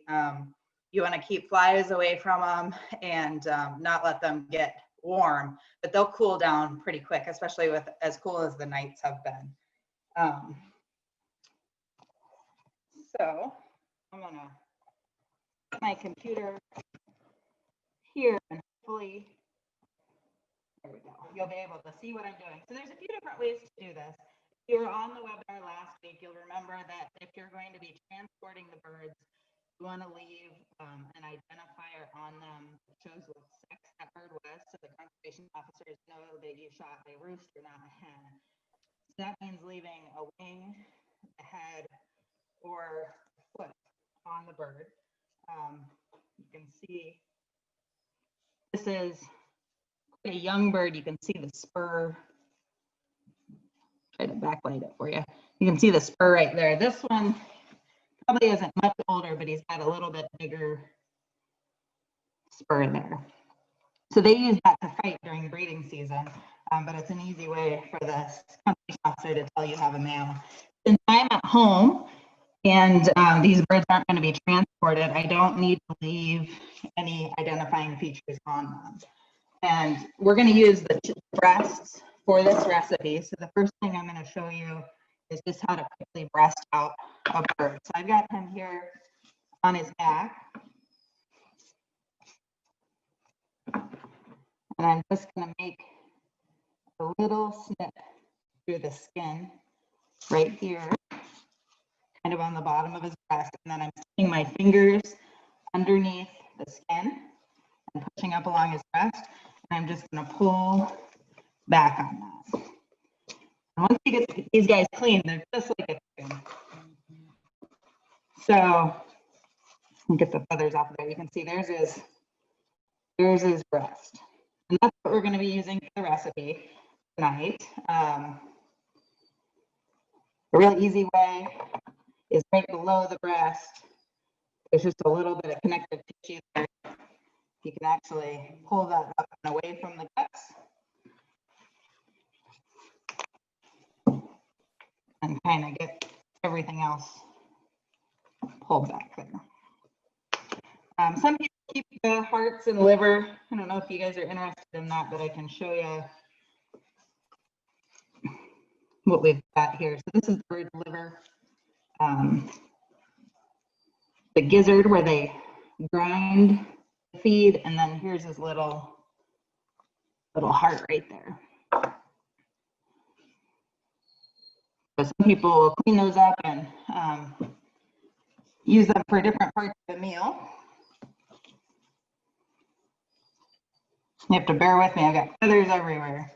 So what I'm going to do is just take my shears and cut this breast out away from the feathers. So I've just cut through breastbone on this side, and I'll do the same thing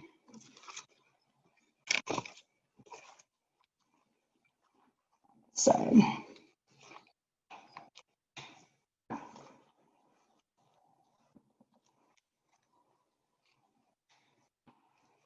All right, so we've got a nice kind of bone-in breast for our recipe there. I'll set that one aside. Now, the legs on the bird, because these birds run a lot, they can be pretty tough. They're still good meat, so I keep all of them and I'll collect them and then put them in a prop cut for quite a while, so some of the sinewy stuff breaks down and they have a lot more texture. So there's the leg right there, and it's real easy to just kind of skin that. I just popped the socket out there. Hey Rose, it's Jamie. Yeah. We can hear most of what you're saying, but the further your head tilts away from your computer, it's a little more foggy. So Okay. yeah, we can see everything pretty good, but if you want to kind of keep your head directed towards your computer, it'd probably be helpful. Sounds good. So again, I'm just taking the leg off here, and I'm going to set this aside for a different meal. And I usually collect quite a few, and then I'll put them together because it's not a terribly big piece of meat. And you can your shears and just cut right through the bone there. You've got a nice little chunk. Okay. Now that I've made a mess of this bird, I will cut his other leg out of there after the webinar. I'm going to set him aside and talk about how you do a whole bird. So if you're going to roast a bird, you really want to probably leave the skin on because it helps it from drying out. If you don't, you'll need to put some sort of fat to protect the bird because they're not fat like chickens. So in order to cook a bird, it's actually really easy. You're going to hold the skin taut with your fingers and just start paring the feathers away. If you don't hold the skin very taut, it will tear.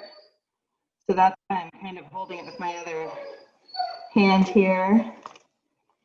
And give me a minute and I'll show you what we've got.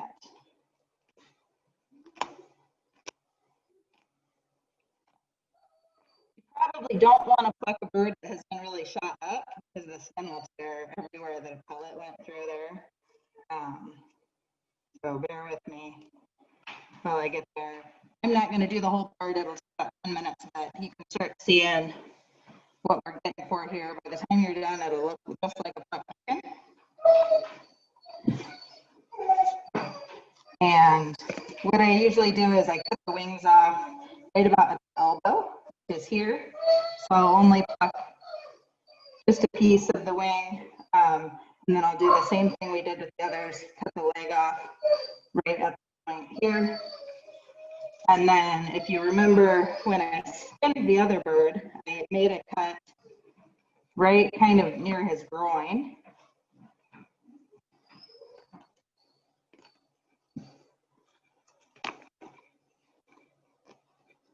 And what you can do if you're going to do a whole bird is you'll just reach up in there under that rib cage.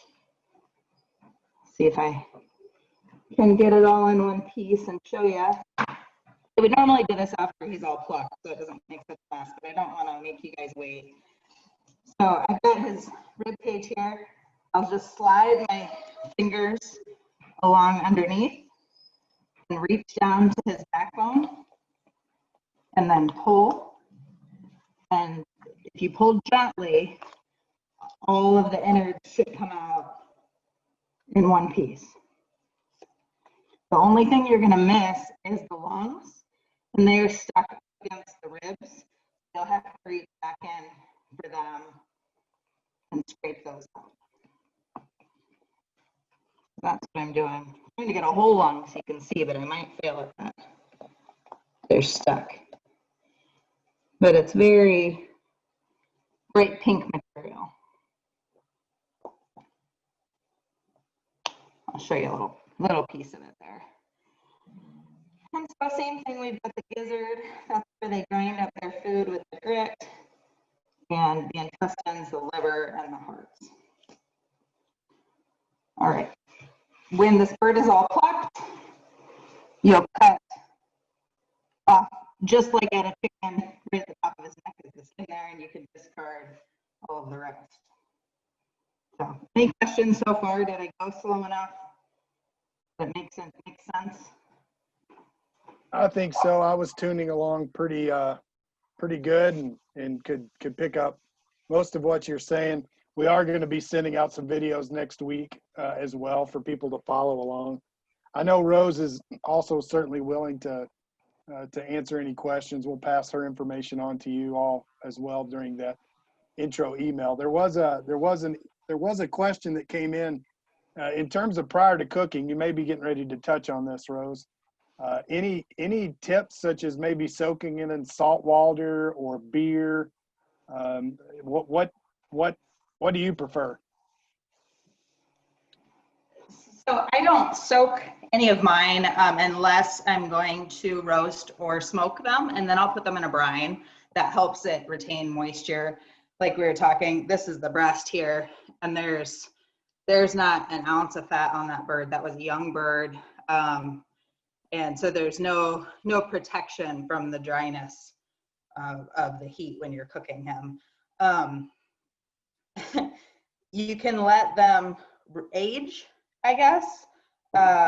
So this bird is going to be a lot tastier than it would have been if I ate him last night, right after he was killed. Just because it's kind of like hanging beef in a cooler. As it matures, the flavors get more intense. So tastes a little less like a chicken the longer you let it age, and more has a flavor of its own. Some people don't like that flavor, so be careful. Don't do all your birds the same way the very first time. But the recipe we're doing tonight, I'm actually going to just fillet the breast right off of this bone and chop it up and then put it into the cream sauce that I started earlier. So bear with me for a second while I rinse this off, and then we'll get going. Perfect. On the recipe. While you're doing that, I've got a question for the rest of the panel. Any specific tips on cleaning the bird when you're thinking of maybe taxiderming? I tried to anyway. What about taxidermy concerns? Todd, Eric, any of the other panelists want to chime in there? This is Todd. So generally, most taxidermists would probably want to do that themselves. They all have their own techniques. So best thing to do would just get the bird right to the taxidermist. Now, sometimes that's not possible. So generally what I've been instructed is to wrap the bird in paper and obviously try to do it such that you've got all the feathers laid out as they naturally would be, the tail feathers not bent or anything, and just slightly wrap it and freeze it and then get it to the taxidermist as soon as you can. Thanks, Todd. Rose, walk us through what you've got going there. All right, so what I did, I don't know if you guys could see it very well, but I just pulled, let me get this, I just pulled the breast off of one side of that breastbone with a fillet knife. So you'll get just like chicken breast, and then on the inside, there's the tender that's kind of attached there. So all you do is you take a fillet knife and follow that breastbone down, kind of doing this backwards so you can see, so bear with me. I usually turn it the other way. And then the wishbone is right here at the front of the bird. I'm going to get as much meat as possible. I'm going to cut right along that wishbone and then cut down to where the wing was attached. And then you just try to get as much out of there as possible. That one I'm going to have to turn it around to do the other side, but I'm doing the same thing. I'm just following that bone down. And if you're real gentle, the knife just goes where it should. All right, so we've got 2 nice pheasant breasts here. And the recipe that I started earlier, I told you guys a pound of bacon, an onion, sauteed, and then mushroom sauteed in butter. I actually halved that because I didn't want to be eating this for like 3 days. So I'm actually only going to do 1 bird's worth of pheasant breast, but normally you would do about 3 birds in this recipe. So all I'm going to do is cut these into nice little bite-sized chunks.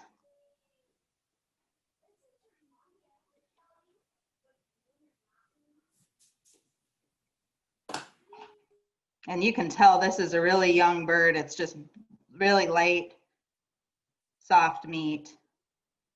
If he were older, he'd have a little more texture to him. All right.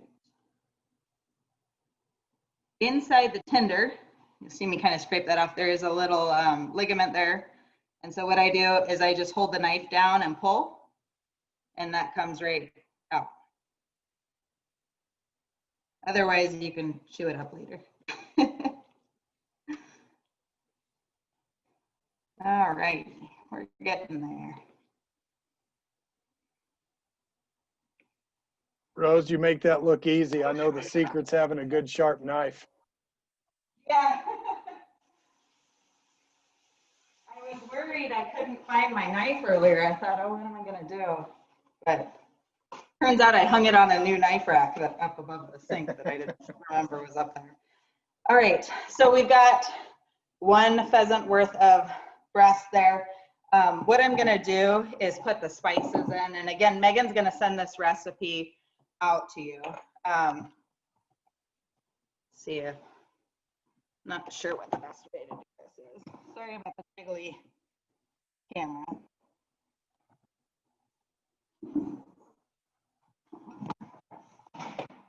There we go. I'll just talk you along as I go. So I'm gonna do pretty liberal with the salt. And then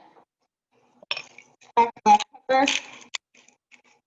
What was that last? Oh, was that pepper? Right, black pepper. Yeah, lots of black pepper. And then you can almost make this up as you go.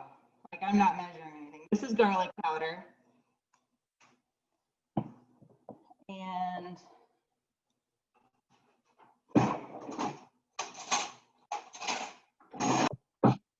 this right here is just curry paste. You use anything you want. I'm just going to use just a little bit since I have this recipe, but it gives it a little bit of spice. You muffled out just a little bit. That's curry paste. Is that Curry what? paste. Probably backwards for you guys. Can you read that? No, it's not backwards. Okay, good. And then this recipe is from a guy. Some of you guys may have seen his name before. His name's Craig Armstrong. He is a big Pheasants Forever supporter and has a lot of pictures that end up in the magazine. So his suggestion is to use either Cavender's, which is a Greek seasoning, or Old Bay seasoning, which is like the seafood seasoning.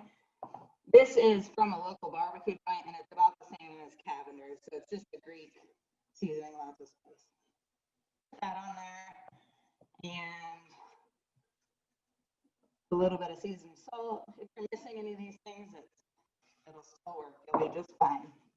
And then what we'll do is just kind of mush all that together.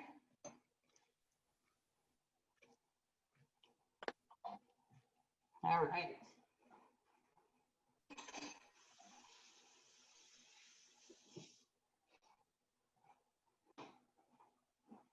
So I'm going to bring over the pan of cream, bacon, and onions.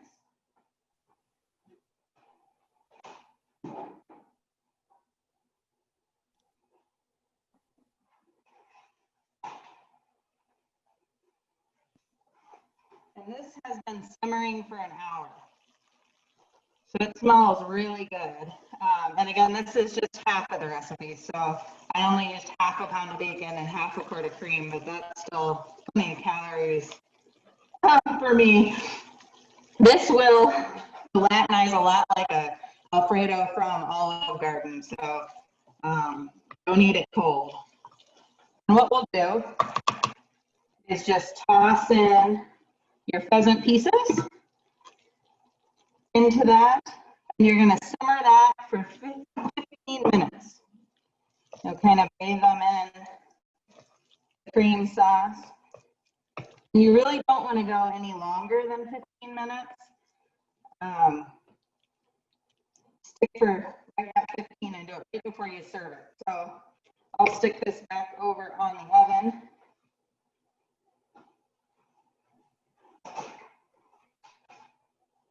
And I'll show you guys, if you remember all of those mushrooms, this is what they cook down to.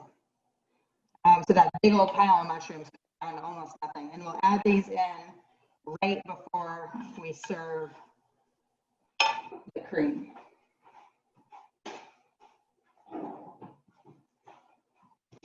Rose, All right. while we got you, could you give us again just a quick recap? Walk us through the recipes that went into the skillet that's been simmering.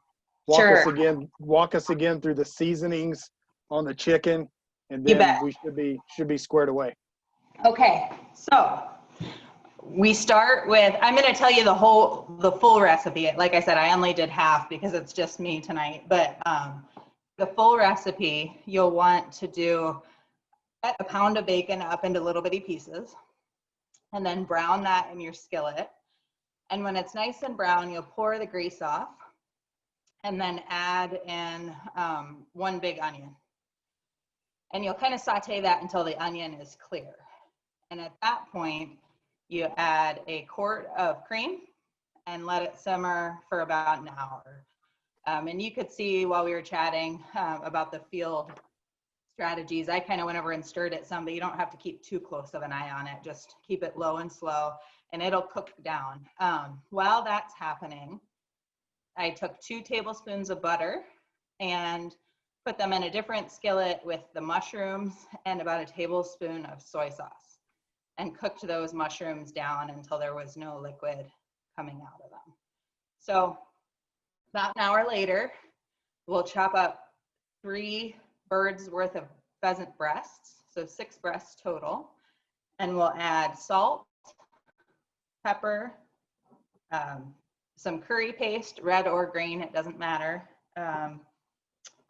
Seasoned salt if you want, either like Cavender's Greek seasoning or another Greek seasoning, or Old Bay. I didn't use both, I just chose the Greek one, and garlic powder. And then we'll throw those little nuggets into the dish with the cream and let that cook for 15 minutes, just barely simmering. And at that point, we'll add the mushrooms and serve it over pasta or rice. So tonight I made some just shelled pasta to serve it for it. The guy that made the recipe up, he suggested wild rice. That sounds like it'd be really good. It sounds like a lot of work, but it really is a pretty simple recipe if you got the list in front of you. So we'll make sure everybody gets that. And for the legs, I'll probably put them in a crock pot and then shred them and make like a white bean chili or something with those, something where the meat has time to tenderize because they can be kind of tough. I pulled out a few of my favorite cookbooks. So this is a Pheasant Quail Cottontail is a book that's just for upland species. And he actually, the guy's name is Hank Shaw. He has quite a few recipes online. So if you go to his website, I believe it's honestfood.net or honest-food.net, something like that. You can Google it. But Hank Shaw, Buck Buck Moose is his large game book. They're both fabulous. And he has a ton of recipes on his website. So if you're not ready to commit to a full-size cookbook, he shares quite a bit. And there's some really good Facebook groups along the same lines. He has one that he moderates, Hank Shaw, that's called Hunt, Gather, Cook. And there's a lot of folks that post really good recipes on there. So lots of inspiration. Second to the dogs, that's the other reason most of us hunt, is it's really neat to bring home some game and provide for yourself and your family. I really wish I would have had some wild mushrooms to show you guys tonight, but again, it's so dry over here, I wasn't able to find any. But if you're a forager, oyster mushrooms or hen of the woods would have been perfect for this recipe. So hopefully that covers it. Again, you'll be getting the recipe in an email, so give it a shot. You might feel a little guilty about the calories when you pour that whole quart of cream into your pan, but if you're anything like me, I think my first pheasant probably required 50 miles of walking, so maybe I paid my dues that way. Yeah, that's a good point. You got to budget it in on your cheat day for your food, Yeah. right? That's a cheat day meal. But you're completely right, Rose. Thank you so much for sharing your kitchen with us and cleaning it for us and getting it ready for Yeah. tonight. I hope you guys didn't look at my floors too closely. I'm getting new floors put in, so they're plywood. We didn't see the floors at all. We were watching them eat and watching your Awesome. hands work. So, Awesome. but yeah, we will be sending out that recipe. We'll be sending some other information out to you all for cooking and tips. Of course, I know Rose would be willing to share any of her guidance and advice with you. If you want to reach out to her, we'll have her information as well as the other panelists available in an email that goes out. Hopefully middle of next week at the latest, we can get that to you all. So Can I put again, in a little plug for our ladies shoot that's coming up? absolutely. Yep. Okay. So, and I don't want to leave the men out. So we have, if you are looking for trap shooting practice, we have an open shoot for all sexes on this Sunday from 1 to 4 near Williamsburg, Iowa. And Megan will get my contact information out if you'd like to come to that. But we're doing a special ladies only shoot from 1 to 4 on October 31st, which is opening Saturday from 1 to 4. So I figure me and the dogs are going to be pretty tired at that point. So we're going to go shoot some traps. If you'd like to join us for either of those for some practice towards the beginning of the season, we'd love to have you. Well, thanks, Rose. Again, thanks to the rest of our panelists tonight, Sophia and Todd and Eric. I know Katie had to hop off and get to a prior commitment.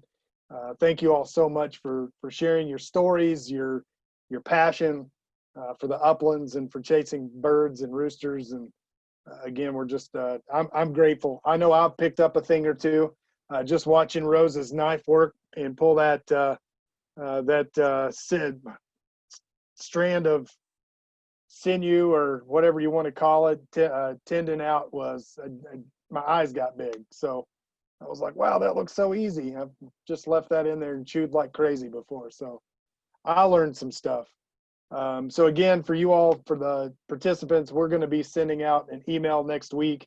It will have with it a survey of what you thought about the session tonight, as well as the session last week. We absolutely need your honest feedback. Obviously, COVID has recreated the way that we do business and the way that we reach people, but we're reaching more people with these webinars than we have before, and we want to continue to improve on that. So please send us your honest feedback. Take the time to do that. Again, if you fill out the survey, if you've participated and slung a question at us, you'll be entered into a drawing for a couple of Iowa PFQF t-shirts. Check us out. We're at iowapf.net. You can find out more about the mission, the great habitat work that we do, not only for roosters and bobwhite quail, but for pollinators and for other species that call the grasslands and uplands home. We are refer to ourselves as the habitat organization, and we pride ourselves in making sure that all our work goes to putting habitat on the ground first and foremost. So again, check us out, iowapf.net. Consider becoming a member of Pheasants Forever or Quail Forever. $35 annual membership gets you membership access to our newsletter. It gets you copies of our magazine. Right here's one of the latest editions. It's a brilliant full color magazine, limited ads, but lots of great information and stories, dog training tips. It's all packed in here. You'll also get a calendar in the mail, a 13-month calendar that would come to your mailbox as well. So consider joining our habitat organization. Again, we want to thank Iowa DNR, the R3 section, Todd Bogenschutz, the people that have helped put this thing together. Megan for behind the scenes. She's been rocking it with all of these, her and Nicole both. So again, thank you all so much for tuning in. We'll be in touch next week with some follow-up emails, links, recipes. If you got any questions, feel free to reach out to us, and we'd love to see you out in the uplands this fall. For the panelists, if you would hang on for just a few minutes. Everyone else, thank you all so much. Have a good night.